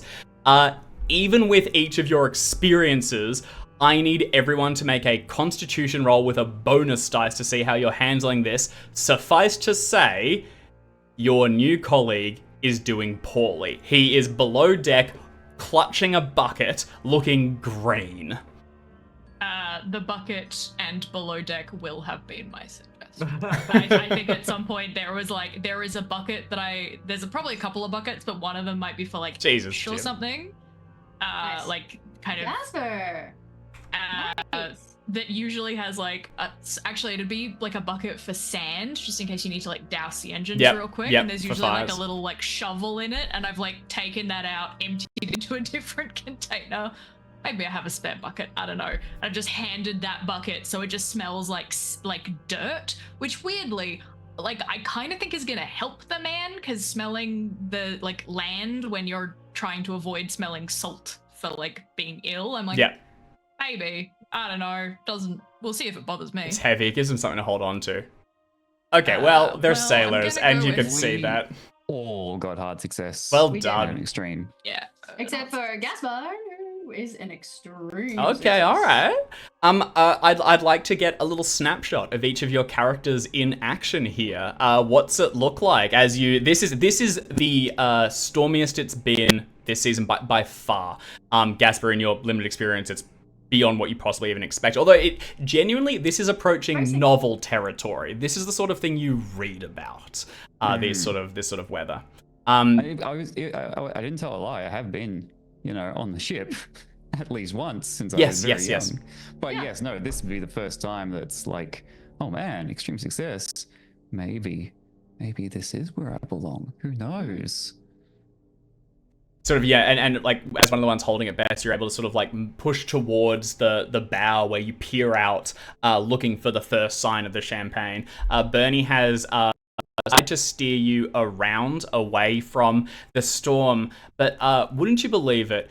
It seems to be almost centered around the ship, right at the heart of it all, and continuing to build. Trying to sort of like see a way in, and finding nothing, you've decided you're just going to have to head into it. Just hammer through it. And from here on out, you're sort of like alternating between like powering the engine and loose down below deck, hammering on it to adjust its speed on like tiny calls as you yell out instructions. Your genuine concern is if it suddenly emerges from the heavy rain and fog, you'll hit the fucking thing. So Gaspar's out on the front, peering into the darkness, trying to make out any sign. And I think, and I've got Paul on an anchor, ready to just drop if stop as fast as we can if need be. This far out, anchors will take minutes or longer to reach the True, ground. but there will be resistance. That is true. Yep, It's enough. And generally even like dropping the net or something to just slow you down. Yeah, a few things. Joe's towards the front as well, and he's got a rope ready so that when you come alongside the ship, you can try to lash towards it. And Gaspar, given I've narrated you towards the front, can you give me a spot hidden roll? Fantastic. This is probably I feel like Gaspar's been pretty pretty reserved and pretty quiet and pretty observatory. So I think it's reasonable. I'll put some of those spare points that I still have into spot hidden. Yeah, that's a good novelist poet skill. Yeah. Let's do that. Yeah. I didn't even need them. Well done. Success. We're building ourselves towards some spectacular failures. We are currently so. doing everything that we're good at. Yeah. Yes. I'm sure at some point we will need to do a thing we're not good at. We're gonna hit the spooky shit eventually, and then all bets are off. Yeah. The foggy sea comes up along the crest of a large wave, and just as it hits its peak and begins to crash down, Gaspar lets out a cry. There on the horizon, closer than you might have expected, but hidden by the waves, is a monolith, the SS Champagne. It is, at the moment, just a stark silhouette, but as thunder above rumbles and a curl of lightning finds the distant ground, you see this huge thing in striking glory. As I said earlier, it's over 800 foot long with 8 decks going up towards the highest point, massive in scope. And you guys are regulars around like shipping containers and freight vessels. There's still something about coming alongside them at sea. Were this boat underway, you would avoid it completely because the churn that draws up behind it might risk damage to your own vessel. It's only that it's not moving that makes this remotely safe. And even then, given the situation and the thundering waves up and down, this is not going to be an easy landing. Can we see the other ship that was sent out this morning? The other boat? Yes. So as you crest What again, have and they Gaspar done? calls out its heading, and Bernie begins to bring it around to find a place to pull alongside. Gaspar, you notice a couple things. A number of the lifeboats that are strapped onto one of the higher decks. There should be 16 in total, according to what Garrett told you about the ship. Several of them are missing, and one of them you can see a single line has been cut, and the other one is sort of like holding it loose, so it bangs against the side and falls back and forth. For the harbor's pride, you don't see it at first. There is a logical point where you should come alongside. This is where they would do the things like bringing the pilot aboard and things. And then you do see it. It's lashed there, but a wave has gotten over it and seems to have broken the ship against the side. It is heavily splintered and taking on water. There are no signs of life. Here's my plan to tether us to the other boat to keep away from the big boat, but whatever. I want to say real quick, because I didn't appreciate the scale, 250 meters. So Yes, this thing sorry. is huge. Jim and I just had a conversation the other day about Yeah. feet and not being able to To be rock it. honest, I still don't know how big that is. I'll be honest, Like, even me, it's it's just huge. fucking big, you know? Okay. I mean, 8 sounds- okay, stories you know, a gives me an school, idea of size. More You know, than anything. school oval? Yeah. To basically the Strait of Tulum. Okay. It's- Maybe everything's a- football fields. It's a cruise ship. Well, not It- football it's fields, a they've School been oval. again. it's a cruise ship in scope. You know any movie where they're like waving off people with like their hands. It's that thing. It's massive. Yeah. Importantly, are there any distress signals raised? There is flagpoles? not a light aboard. No No, lights. but like a flag. from yeah, here- flags. Flags raised. Flags. I tell you Do what, they have time to put up a distress flag? I think If whatever that's happened. an Because they excellent scrambled for the point. lifeboats. They is what did. I'm hearing. People got towards lifeboats. They would have had an opportunity. You see halfway up one of the masts. Let me a moment. I'm gonna A find out flag. what the semaphore flagpole is called. Knowing marine It wouldn't terminology, be it's got a semaphore. very specific word. On the I think semaphore is the semaphore is the beach flag. waving There is ones. Yeah. no, but there is a you raise certain flags on a ship for quarantine signals. or flag signals. So I don't know if it's also called semaphore, but I know that The flag semaphore- hoist. okay. Yeah. Flag hoist works for me.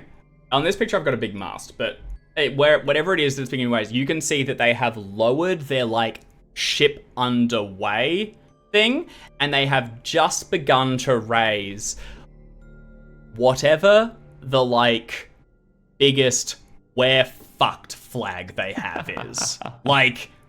Bad.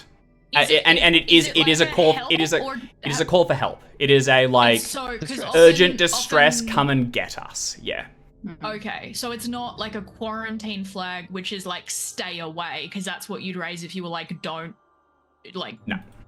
we're fucked, don't even come near. They you, also you'd raise the quarantine. flags don't need to be used in tandem to telegraph messages. They only just got up something, and it's kind of just grab the biggest shit flag and get it up there as quickly as possible, and they got it about halfway, and it's now lashed and flashing in. I just checked the maritime signal flags, and just because it's so cool, there's actually a bunch of Cthulhu stuff that you could lean into. There's 3 they can put up, which is I am in danger, help, or I am in danger, stay away, Yeah. get away from me. That's what, and what's or the third? there's, I am carrying something dangerous. But I think that the two, like, are they yelling, come help, or are they going, run, run? The one that was being raised is the we are in danger, help. Of course, timeline permitting, things may have been adjusted, but that is the one that being raised. So. Yeah. My current question, which I'm in Lucy's and Boiler Room, so this is just me, was that rope cut because people were trying to get off the boat super quickly? Because that is potentially why you would cut ropes rather than lower? Or did something else do the cutting? Either way, not great. But interesting to note that it is a cut rope, not a frayed rope or something similar. You're also still like ages away. You're seeing macro detail. Rope is down, thing is splashing, like the details of things. Even this flag is only the success, and because it would be made large enough to be able to see as easily as possible. To their credit, at least for the NPCs, not the one down below deck, he's useless. Joe and Annie, while you are underway, speak no misgivings. Joe just calls out the Harbor's Pride, or like as Gaspar points out, he calls out, we can't dock there, but there's one on the other side, and adjusts his, like, the ropes to come along on the other side. Gaspar, from where you're next to him though, you can see he's like put off. Like, this is bad, doesn't want it, but it's captain's orders from here on out, at least until you get ashore. Yeah, what we're gonna do, we're not gonna come up as close as the Harbor's Pride did, because clearly that was a bad idea. And I don't know when they did that anyway in this kind of sea. They should have known better. We are going to tether from a bit of a distance and as much as we can use the crane to help us get across, because I do not want us to be flush against this monster. The pro with you can tie yourself close enough to like hold temporarily, and then what you could do is you could let some line, or you could leave someone on board to like hold it away. The problem is you've got no super easy way to contact. The scale of this ship, you'd need to like set a point of like, we will go there and signal you, and then come and get us. We're going to tie a long line. There's going to be a long line. Somebody's still on board. I don't want somebody having to operate the engine the whole time to keep us close. So there is going to be a tether, but it's genuinely going to be a long one and with a position. Just for context, this is where we are. Genuinely, and you're carrying more than aware of this. A tighter line is going to be better here. Further away, you will just crash from further. Whereas if you can keep it tight and basically like hold yourself, treat it as two ships, it will be the safest it can be. The other one, you can, and then you really lash it and just put as many blockers as you can. It's going to get beaten up a bit, but genuinely, the waves are tall and everything. Yeah. That ship has been untended for a while, would be your read, and possibly even a line cut. That's what went wrong. It's been out here for, by now, to be getting towards like 11 or midday, although the dark sky around you would completely suggest it's night. It's possibly been tied there for like 6 hours or more. So it's had some time to be really damaged. Over the rain, I'd yell, as a signal, that boat hasn't fallen, pointing to the dangling lifeboat. Yeah. We cut that boat if we want to leave. So that's what you look for. It's loud, signal. Well, it's visible. It may also happen accidentally. Well, get close if it happens, and if we're not on, that's fine still. Best bet. There's another yell, and you can spot the second ladder where it's down the side. Not the ladder, like the sections in the hull that you can clamber. And Bernie begins to deftly steer. We do have flare guns. Flare guns are... Yeah, especially with Lucy's preparations. A couple of flares would be reasonable. And there's no way here that it would be slightly easier to board directly onto the Harbor's Pride. That was the original plan, but it's a bit trashed. You could. It's pretty trashed, though, and you probably don't want to tie there and everything. That said, if you want to go and have a look at what happened there, it'll be easier from sea level than getting onto the boat and down. Yeah, I mean, I think we should check it out. However, I'm leery of being next to a boat that is already half fucked. You're confident in your skills, Bernie. We are in, at the very least, rolling your skill territory. Yes. Coming alongside will be a regular pilot boat roll. Coming alongside the Harbor's Pride will be a hard. We're not doing the Harbor's Pride. It's too much of a risk. They're not on that boat anymore anyway, with the degree of damage it's taken. I don't know if anyone's on the whole ship anymore. I mean, Not enough lifeboats have gone. Joe kind of from the front, like looking back and forth, seeing like the kind of stuff, it just yells out, "Are we coming alongside or not?" Alongside. Okay. Let's go. Bernie, can you please give me a pilot boat roll? I think Joe is going to be staying with the ship. Joe or Garrett would be the most capable. It's up to you which one you'd like to leave. I think I want Garrett with me, so it's going to be Joe. Okay. All right, Bernie, can you give me a pilot boat roll? Holy shit! All agreeing, gang. Yeah, it's kind of a thing of beauty. You're able to helm the ship while also calling out orders and kind of maintaining more discussion than other crews might in this sort of situation. You sort of steer it into one of the waves and then bring the whole thing around to come alongside it. From down below, Luce is quickly adjusting the engine to better suit your steering, and you're actually able to sort of like reverse, slow down, and just coming alongside Joe and Gaspar. Though you've got one of the ropes, are you confident in throwing it to tie it off, or Paul, is this something where you might step in and take over in a serious situation? This is not actually going to be a roll. It's more of like this is just part of the whole thing. I'm just wondering if Jackson, if it's like Paul comes in like, this is serious, yeah, I'll just do it, or Gaspar. It's not a gimme necessarily, although it is under, the roll has succeeded. I have a lot of faith in people, even in pretty tense situations. So if I probably default to you try it, but I'm hovering. Do you want a bonus die from me assisting? Well, we're not rolling. The vote of confidence, I think, would probably encourage Gaspar to have a go. Yeah, I think Gaspar kind of feels like he's part of the crew now. All of a sudden, we've actually got a difficult job to do. Oh yeah, that's fantastic. Yeah, then because I'm not actually looking for a skill roll here necessarily. You're able to get it. If you want to make one to see how you have done, though, you're welcome to if you have a throw skill. I don't, but that makes me think I want to do it even more. To get that tick. Rolling high successes, and I've got a skill of 20, so now's a good time to go for it. You sort of hurl it up and around, and while Joe sort of like goes around, comes back to him, and he's able to flick it around. Yours gets to the top, and then it just takes a bit of like grabbing and wrestling a bit before you can get it tied. But after a short moment, the boat is alongside and lashed to the SS Champagne. From here, you can see there is a series of rungs that go up, built into the side of the ship that you can ascend, and this will take you up to the shelter deck, which is the one directly below the open area on the top, and then below that are all the decks where actual passengers and things will remain. So you will actually go past portcullises and things where people's rooms are as you ascend. Not directly next to the ladder though, so you won't be able to see it unless you try and scoot across.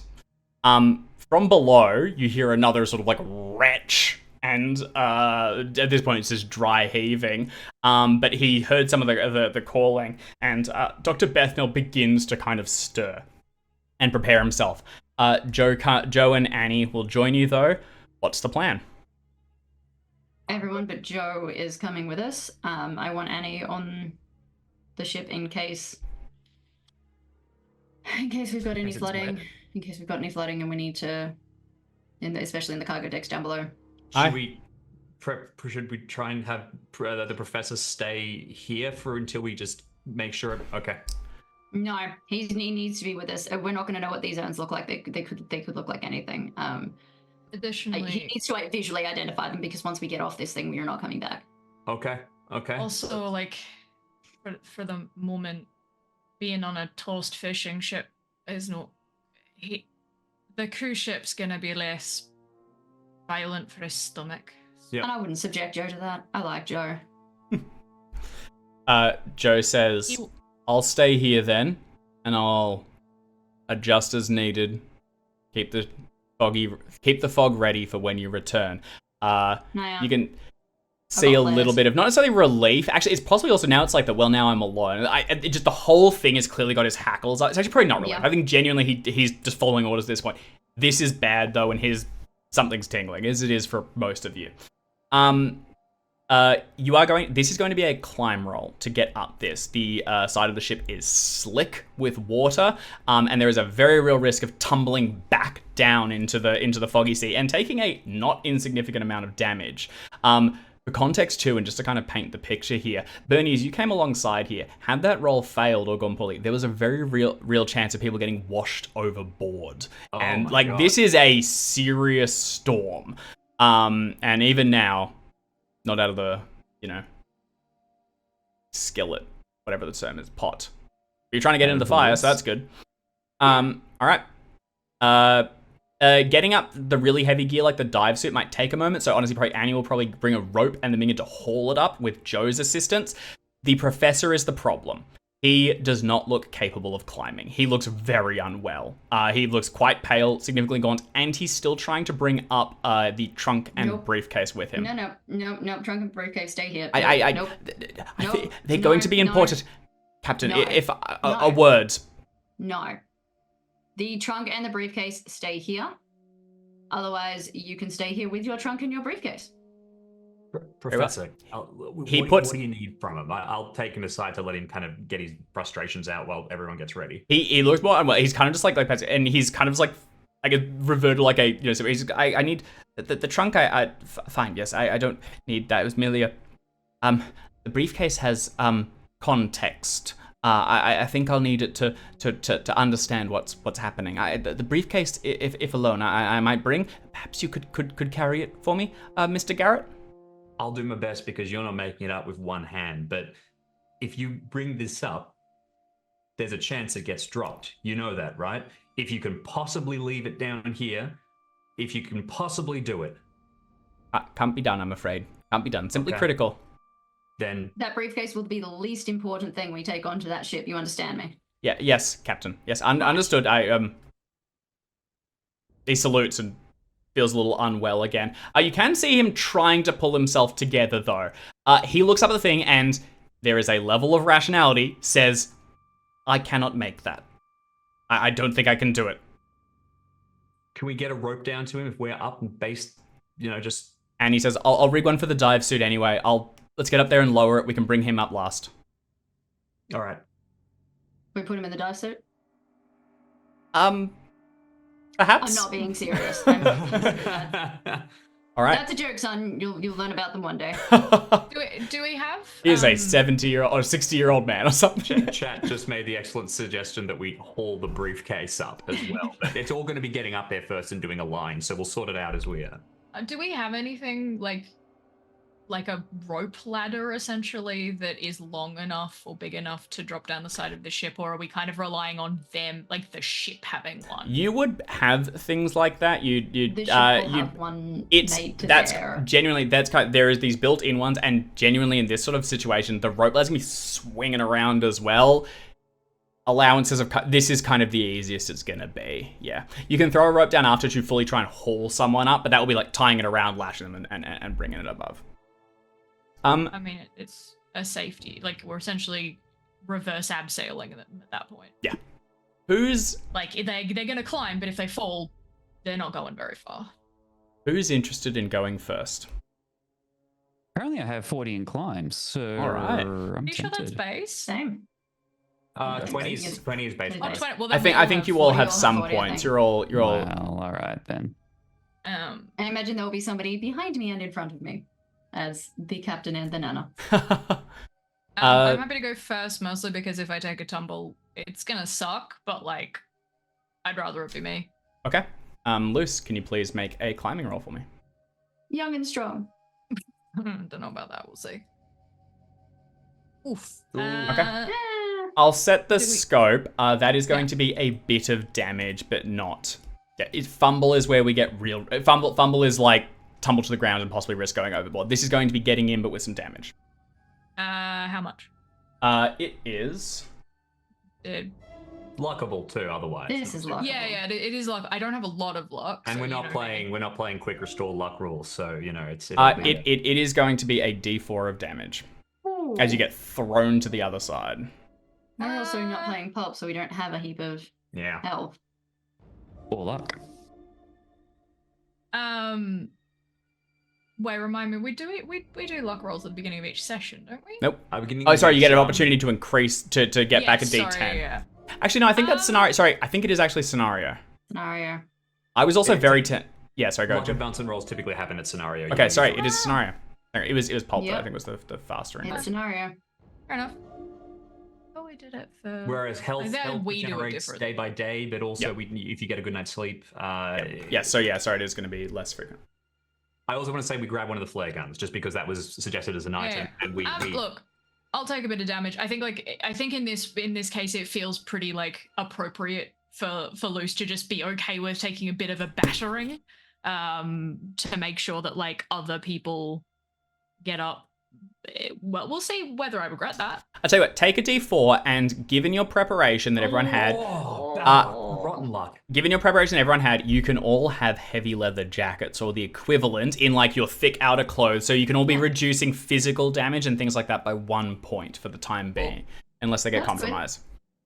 Yeah, So look, I mean, You that's can not also first aid great. you up. Luce maybe later. gets up towards the final climb, Just and get then the wind knocked out of me Well, like the- pretty significantly. the one of the waves begins to drop. You begin to actually like fall away from it, lock an arm in around it, and then suddenly get slammed back towards it where it twists, and your arm under you sort of like suddenly have to cradle it in, tumble over the thing, and slam onto the deck on the other side. You begin to pick yourself back up, resetting your legs as a wash of water just goes along and past you. Looking over the Just, like, side. shaking out my arm, but being like, that's gonna sting. Luckily, right arm. Looking at the other side, you can see the next character coming up towards you. Who'd We're like getting, to... so we're Maybe- getting the occasional waves that break over the hull of the big boat. Or it's like, mostly spray and stuff, but yes, there Maybe are spray, larger yeah. ones that are drizzling along it. Yeah, very that's good right. visual image. It's just you can imagine. It's big. Yeah. That's okay. I'm gonna be put- me next. My Okay. my armor Captain my armor Green. value is 1. Yeah. Can I, now that I'm up, am I able to do anything to sort of assist others in terms of like getting, or is it like we all need to get up? It's first? kind of an independent thing. You can begin setting up a line to run down for the dive suit and for the doctor. For what it's worth, the doctor is going to almost guaranteed get damage even with it, because you're basically hauling him up by his armpits. It's going to hurt him no matter what. That's like so he's not getting out of this without, it's not a free ride. Can he still get a roll to see if he does okay on Yeah, the climb? I'll roll for him. He'll just have base. Great. Actually, I'll probably have him a little bit reduced because he's a bit frail. Captain, would you like to go ahead and... Oh, wrong one. Sorry, that was a charm. Oh, thank That God. was the wrong roll. It was a There we charm. go. Counts, it still Well counts, it done. still counts. No, it doesn't. We've done previously. It's the right click because I've Yeah. in the past people have gotten outrageous. really good rolls too on those. Well, I just Yeah. did a Okay. stream, so Yes, that is. they're true. right in front of each other. So 15 versus 40. You can kind of see Bernie's experience here, I think. We're kind of like, as the wave this, I'm going the other way. The boat actually tips away from you, and you're able to kind of get on all fours and just spring up it. A couple of supplies tied to your back and sort of tumble over it and next to Luce, where you take the other side of the rope and begin to tie it in. She's like a little spider monkey, like a wrinkled old spider monkey, just like a It's a Amazing. bit weird and maybe a little creepy. Which one of you probably wants to stay down here to tie in the doctor? You could both stay for that and let him up now because they've got the line ready, or one of you can go up now. It's gonna be a Makes strength sense to do roll the from doctor above. in the middle. Otherwise, I'll go last. Okay, so doctor now. Sure. You're gonna do great. Let's haul them up. He nods and with the two of you have tied a sort of improvised harness across his little tweed blazer. He presses against it. Gotten a harness? Like, because I in terms of prep stuff. This is kind of within your within your skill set is tying things like this and knowing how to rope is 90% of your stuff. It's really cool and you're good at it. So you kind of bring it in this, bring it under his legs and everything, so he's as braced as possible, and he will climb, just not very much. From above, can I get a strength roll? To position himself he's not doing a lot of the physical up. He's just doing a lot of the horizontal not moving. He's keeping himself off the wall. I can make a strength roll. Yeah. Do I get a bonus if the captain helps me, or is it just me? It's kind of you both setting it. This is just it's just going to be you. Straight roll for this. Unfortunately not. Okay. That is going to be no. So I'm just going to roll 1d100. He has base. Was it 20 we said, right? Mhm. Give that a moment. This computer's being a little bit fritzy. Go some physical dice if it doesn't want to behave. I don't have good hopes. How high would you place them? Okay, I'm going to call this in a second. So it's not coming through anytime soon. Do you want me to roll And then one it's day? going to come later. So Just roll. We can just roll a d100. I've got one in front of me. I'm just going to roll physical. So disregard. I'm calling it. We disregard the result that will come through at some point. I'm rolling for him. Whenever it wants to. It's a straight roll. There's a 47. Not a success. You try to get him up and over, and he is going to take a d4 of damage. He will not have the damage resistance as he goes over. There's going to be 3 points of damage to him as you try and brace it against him. But at one point, he just fully slips. Luce lets out a shout, braces a foot against the side, and hauls in. And the doctor, free of the ship, slams back into it. You hear, when he looks back down at you, he grins and goes, "I'm okay!" And you can see blood trickling down his jaw where a tooth probably got dislodged. And then another haul, and you get him up and over the side. When he comes up, he looks, he does not have a ton of health. He's standing. This is not a major wound. He's not major wounded? No. He has enough. But it is definitely a heavy hit. Well, there we go. It finally came through. No better. He gets on the side and begins to pull himself up. He just leaves the harness kind of attached, the rope line. One of you needs to undo him from it. Who wants to climb next? I shall. You're the most capable person behind. All right. Oh my god. Gaspar, you want to go ahead and increase your climb by a d10? Jeez. Hell yeah. Being a spider Yeah. monkey obviously runs into I think use Gaspar's this as found a his calling in Crisis. Could we use this as a vessel to get that briefcase up? That- If that- you yep. jump on and sort of hold it Yeah. really easily, I go, hey. Absolutely. Excellent. All right, I will shimmy on up. While Nicely Chris and I done. Climb to 45. with Call it the fun- 45. that's a house rule, isn't it? Yeah, for sure. Yeah, Absolutely. But it's a fun house rule. Fantastic. It's more, I think it could partially be seeing my dear grandmother disappearing over the ledge and looking to get up there. And so, without stopping to think about it, just bring Yeah. a briefcase, without it's thinking about whether I about can grab do it. it or not, it comes up with me. This might be the heroic story of you becoming just a fantastic sailor. As you go Anything's up, possible. Gaspar, the briefcase is very light.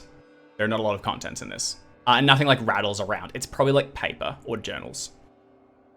Okay. Did you mention what was in there? Or just that he needs it? He needs it. He said it said was it pretty was critical. Context. Context. So it's Which going to I- be Yeah, that's material. right. To identify the stuff, maybe. That's fine. I am no longer suspicious. You get to the top and over the side, and as Bernie and Luce are untying the professor, he looks up and graciously thanks you, and will take the briefcase back if offered. Okay. Lastly, Mr. Garrett. Let's do it. Okay. I try and climb, and we'll know as soon as it goes through, but I have pretty decent climb, so I'm hoping it goes okay. I also, just making conversation while I wait for the roll. That's my charm again. See? Doesn't count? No, it doesn't No, count. doesn't count. Climb Reroll. succeeds. Okay. They are right next to each other. Yeah, see? And if your cat happens to jump on the desk at the moment that you're trying to click, and the whole thing goes pear-shaped. Yeah. Nicely done. Mr. Garrett, following up after Greens a bit more steadily, hand after hand. Get yourself to the top, pull yourself over, and now the four of you are standing aboard the SS Champagne, looking down at your own smaller vessel, now a little, in the distance. It rocks against it. Annie will follow up slowly after a little while, and then she will stay here, looking to raise the dive suit and then be made available. For what it's worth, she succeeds her role as well, and gets up to begin getting that in place. As far as supplies that everyone's grabbed, the professor has basically just got his briefcase and little else of practical note. He maybe has some stuff in his pockets, unclear. For the rest of you, we've got the heavy leather coats. You've also each got a flare or two, and I'll assume you have something that you can use as an improvised weapon should the need arise. So anything like basically a D6 whack thing is a gimme. Whether that's like you brought one like the boat hooks or something with you. Is there lanterns as well, like torches? Luce clarified. So you've each got a flashlight with you and some rope. Is there anything else we want to kind of call now that you might have beyond the contents of your character sheet? I have a bunch of flares, like a bunch of them. Okay, you have a little like you can have like a rig bundle sack of them. Okay. We have an emergency first aid kit, right? Yeah. Good idea. Which of you has first aid and wants to be carrying I that? think we all do because it's It's like base, but if any of you have, I've got points in it. We've all got about 30, maybe? I've got if 40. it's 30 base and I have 40. Yeah, I've got 30, I've got base. which one of you wants to take responsibility then between Luce and Paul? Not me. How Probably about I do Paul, it? You repair machines. I'll repair people. Okay. Yeah. Yes. Also, I don't know. Obviously, I don't have like every part of my toolkit available, but I'm assuming that I have like a small, like something that I can sort of put around, And there'd be one like a bum bag, with like the most important things for this. I just want to, because I've got possessions, and wildly, it does say tool bag and tool belt and safety strap. So I suspect if I don't have like all of my tools on me, if I can't take the bag, then I assume I at least have my belt. I think you bringing the bag makes sense. You're possibly here to repair things. I think you would have it's pretty heavy, so that's like a hand committed to things. But yeah, a bag of your tools completely makes sense. I think that's pretty reasonable to bring. Yeah. If I can have a tool bag, and I will still have my tool belt, which is like the essentials. But I'll have my bag. If we can hoist that up. Otherwise, I specifically have listed my wrench as a weapon. Sick. It says wrench weapon. I don't know what it does, but that is a thing. I also have my treasured possession. In fact, it's also a weapon. Nice. I have a bone-handled pocket knife. Hell yeah. Oh yeah. And I do actually have a torch listed on my character sheet. So I think I'm just gonna say, with the exception of the heavy leather jacket, which wasn't listed on my character sheet originally, everything listed on my character sheet is what I have on me at the moment. Makes sense. I don't, and then if I've been handed a flare gun, I will have it. They're not guns. They're not guns. They are flares. They are. Hold up. Yeah. Oh, You have to okay. chuck So 'em. we'd have. Gotta chuck them.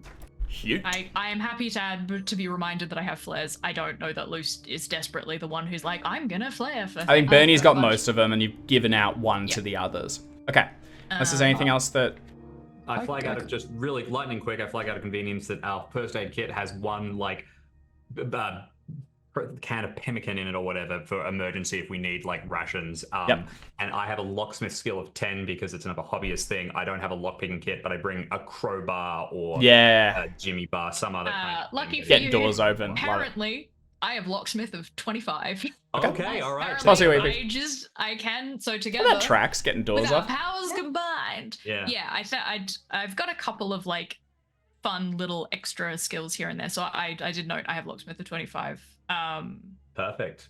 And natural world of 60. I know my. Okay. Target. Gaspar, do you have anything you want to clarify? Moby Dick? I'd love to fall into my role as like a lookout, kind of a spyglass. Yeah, hell yeah, dude. Ooh, yeah. Nice. A spyglass. Nice. Do a magnifying glass too for clues? No. I'm interested in things that are away from So me. one way, I think. All right.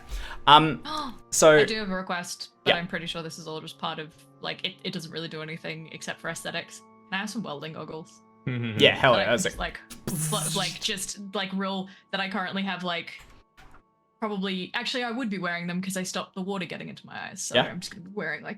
Sorry. Well, sorry. If you have them on, you can't see shit. They are black, so you would have them above sorry, is it you. like the goggles that you can like flick the. Oh, okay, yeah. like, So it's you like clear, and then you can drop another. Yeah, or like yeah. So it's like because when you're doing welding, you do have. I'm not saying the mask specifically because that would be like a whole thing. That would almost be armor for my face. Yep. I'm not bringing that because I don't have my welding, but I think I do have like a set of goggles that are like for when I'm working on smaller things and I don't need the full mask.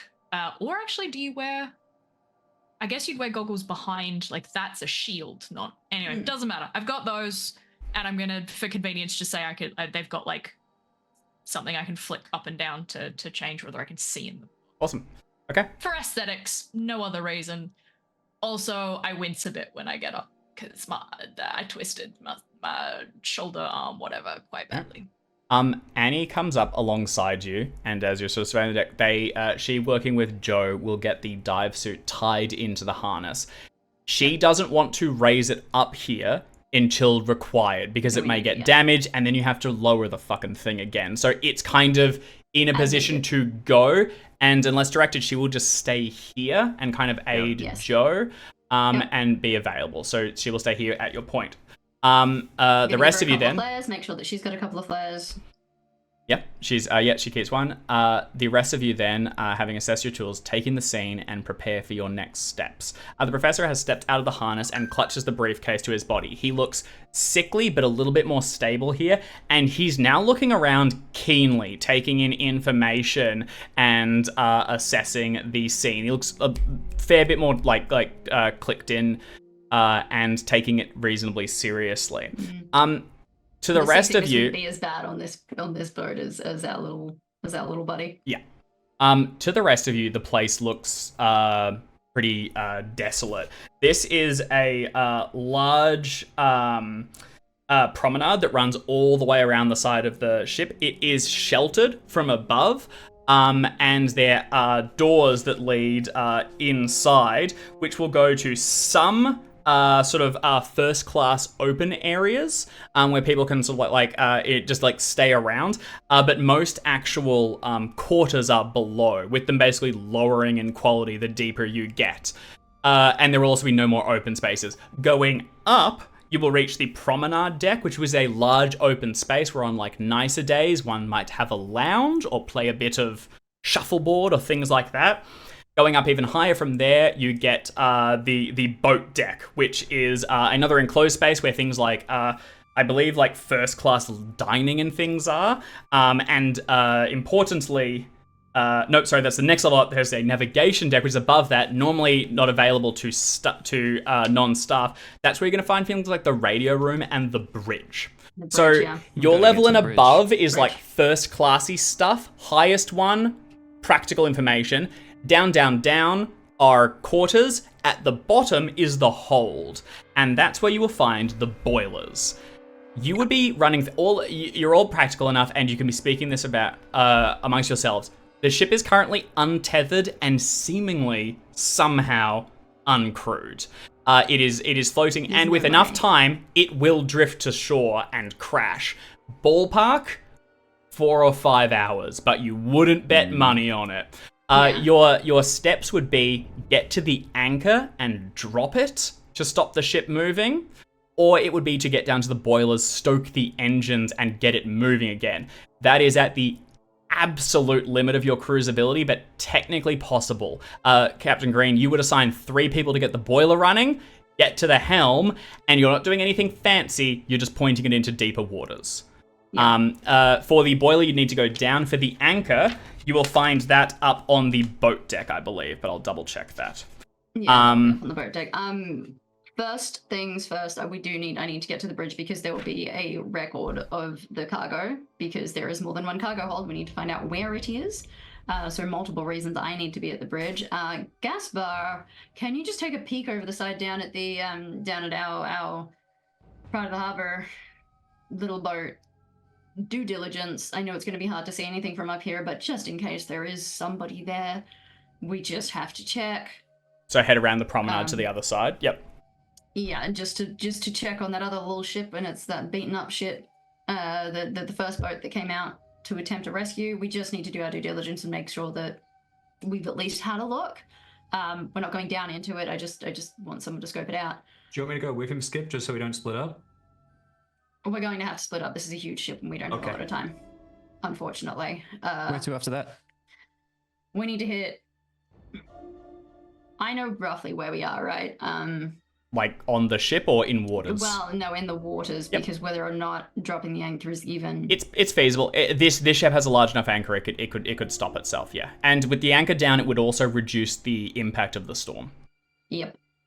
Anchor then. Next thing, anchor. Dr. Bethnell, clutching his case, is going to say, "I need to find the ship's manifest. We need to find my doctor's, my colleagues." Yes, very good. There's also, I mean, a ship this size, there has to be people somewhere. Maybe they've gone below deck to avoid things. The boats. In theory, but that's not our concern. Not enough boats. No, the boats definitely didn't come out of Boston Harbor. And the last contact they made was above where it was all is well, arriving tomorrow. Yeah, so I think it's a feeble justification, not a. Generally, your greatest hope would be they are all below deck waiting out the storm or something like that's. And even then, you probably like the captain probably will be in the bridge. Like there's still they've just shut everything down and like everything's dead for some reason. You haven't looked in windows and things yet. You don't have a sense for the things. I'm not looking at the bigger picture here. It's what is right in front of us. The problem's right in front of us, and the problem's right in front of us are we need to check if there's anybody on that little beaten up boat left, just to check. Not like spending too much time on it, just to glance down, just have one look. And we need to get to the anchor, drop the anchor, and then straight onto the boiler room for the rest of you. And Professor and I will hit the bridge. Okay, so if I can make a suggestion, if you don't mind. That I come with you to the bridge just to check the radio and see if there was anything malfunctioning there. A malfunction would give us a reason for nothing. If it is functioning expected, I'd have a little bit more concern about going down into the boilers, just knowing that something. I just kind of lean into the captain and go, if it's not broken, I'm worried. Why haven't they called for help? You're with me, Luce, as well. I would like to find the map of the ship, the layout of the boiler rooms, so that the boiler room here is going to be massive. It's going to be complicated. I need you to be armed with as much information as you possibly can be before going down there. So you're with me to collect plans. I could use a moment just to walk off. I'll be fine. It's a hell of a walk up to the bridge from here. It looks like so. Let's get that anchor down so we don't have to worry about this girl moving too much, and then the lads are on that. Aye. And we're up at the bridge. Okay. So the professor nods, gathers his briefcase, and after Luce rolls out the shoulder, she, Bernie, and the professor will head indoors and make for the first stairwell and up, rising through the levels towards the bridge. Young Gaspar and the first mate Garrett will walk around the length of the promenade to the other side to take in what became of the other boat, which I've forgotten its fucking name. Okay. Harbor's Pride. Harbor's Pride. Thank you. Mr. Garrett and Green first.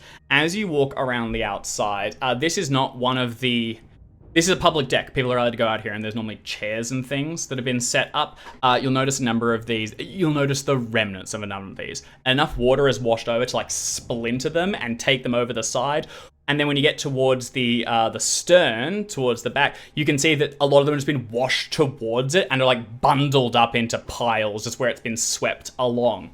You'll also notice, as you begin to turn around and walk up towards where you'll be able to take in Harbor's Pride, that there is a pinkish hue in the water that washes over your boots. Oh. Come around the corner. That's not good. Come around the corner, and from here you can see the vessel where it was brought in. Your spyglass will be able to take in the detail as you focus it on it.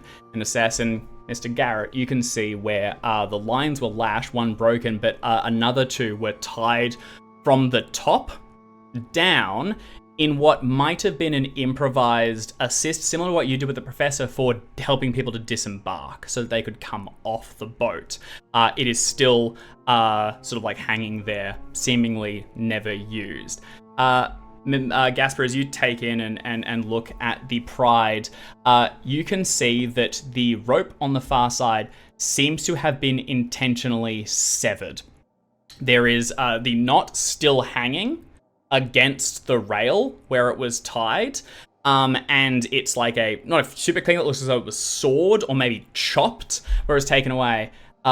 Instinct on that note would make you think a sailor could have easily undone that. You and any of your crew could untie a knot faster than you could cut through the rope. That's part of your expertise. Also, in doing so, that got the ship further out, where it began to list, take on water, and then slam back in. You think no one's been on here for hours, at least, for it to get down this low. Can I also ask you to make a spot hidden roll to see if you notice anything more? Is my reading on the situation so far, is this a possible reading of the situation that the Harbor's Pride have thrown ropes up and someone's cut it to stop them getting up? No, it looks like they got everything secured. They would have had to climb up on board to tie that second. Never mind. Stop what you're saying. I know nothing. Okay.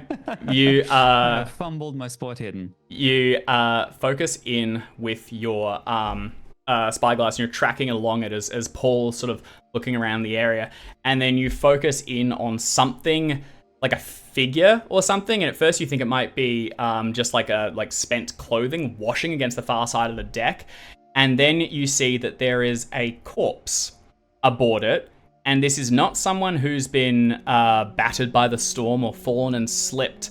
There is a huge gash through their neck that has severed the spine, where something like a sword or fire axe has broken into it and killed them in one blow, and then someone has slammed against their head. They are also missing a full arm, as though it has been sawn off, and then it looks as though they've been pushed off the higher ship down onto the ground. They are wearing sailor's garb, similar sort of like heavy clothing to yourselves, although lighter. Looks like maybe the storm wasn't as serious when they arrived. And this, although you don't recognize them, appears to be one of the Harbor's Pride's crew, although they would have set out with about 3. Can you go ahead and give me a sanity roll, and you can do so with a penalty dice. Okay. Can you lose a Definitely a D4? failure. I shall. Yeah, But I am. That's hefty, but I am wearing the leather coat, so. No. But nice try. It's worth a You shot. look so cool. How could you be insane? Not too bad. Nice. Just a tickle. Just Get a the tickle. willies. You sort of like something like wrench the eyeglass down from you, and as another sort of like little pool of pinkish water goes over you, you have to believe that this is blood. Great amounts of it mixed in with the seawater to color it all so pink. Paul, as you're standing and watching him, the inside of the ship is dark, lights are off, but as a crash of lightning winds down behind you, it's illuminated from a moment. First, you just see your own reflection looking back at you, but then when it fades, you see there is a body pushed up against the glass.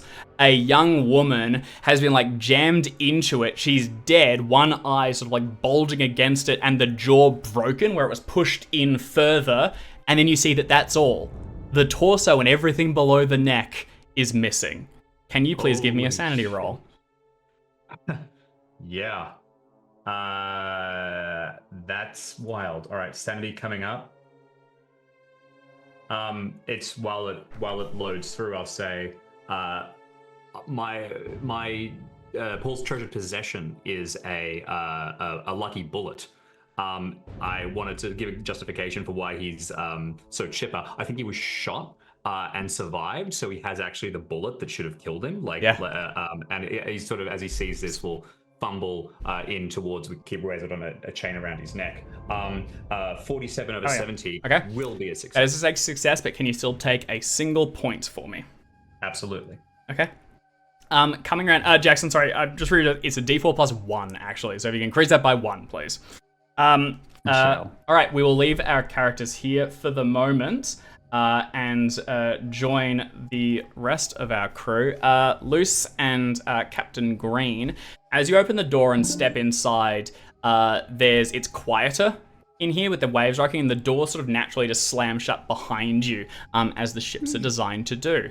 There's plush carpet underneath, and as you step out through it, you quickly come into a large communal area where a number of tables and things, just like casual sitting things, have like dragged across the ground, leaving gouges as heavy waves, and they have to be significant to move these large pieces of furniture, have shifted them towards the side. You also notice the viscera. The ground is coated in a sort of mulch of mashed flesh and skin. There is enough here that it must have been made from dozens of people being pulped through a wood chipper and ground into the carpet. Here and there you can find something identifiable, but very little. Can you both please make a sanity roll for me?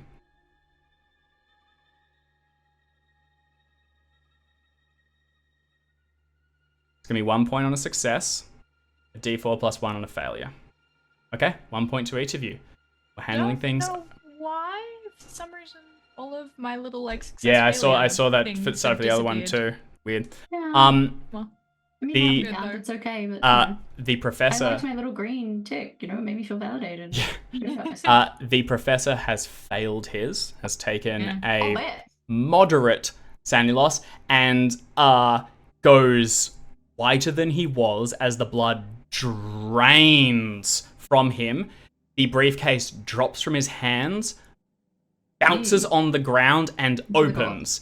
And scattering from it, you see a number of sort of photographs and documents, little written notes of things, and the photos are of 3 large urns caked in mud, only beginning to be cleaned, that were sent in advance of the ship arriving of the contents, and they are covered in strange, esoteric runes that send a shiver down your spine.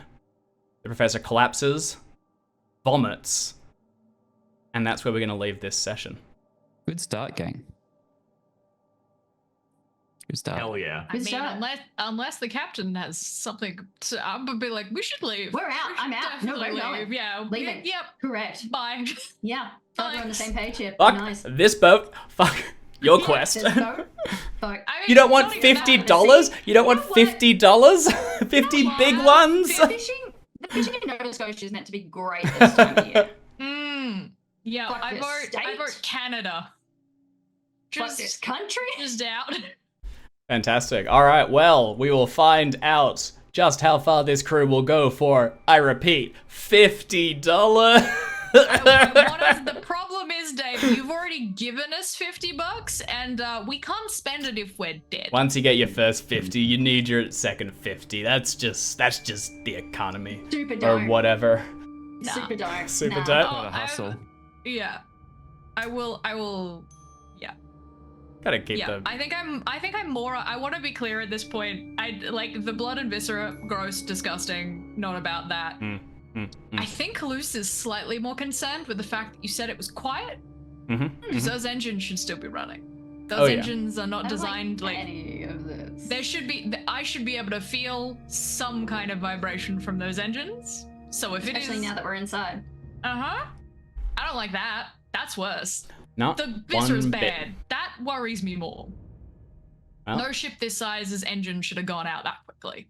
Well, we will leave everything there, and we will pick things up next week, where we either find out why the boiler is not on, or narrate the spending of $50 in a 1920s mall.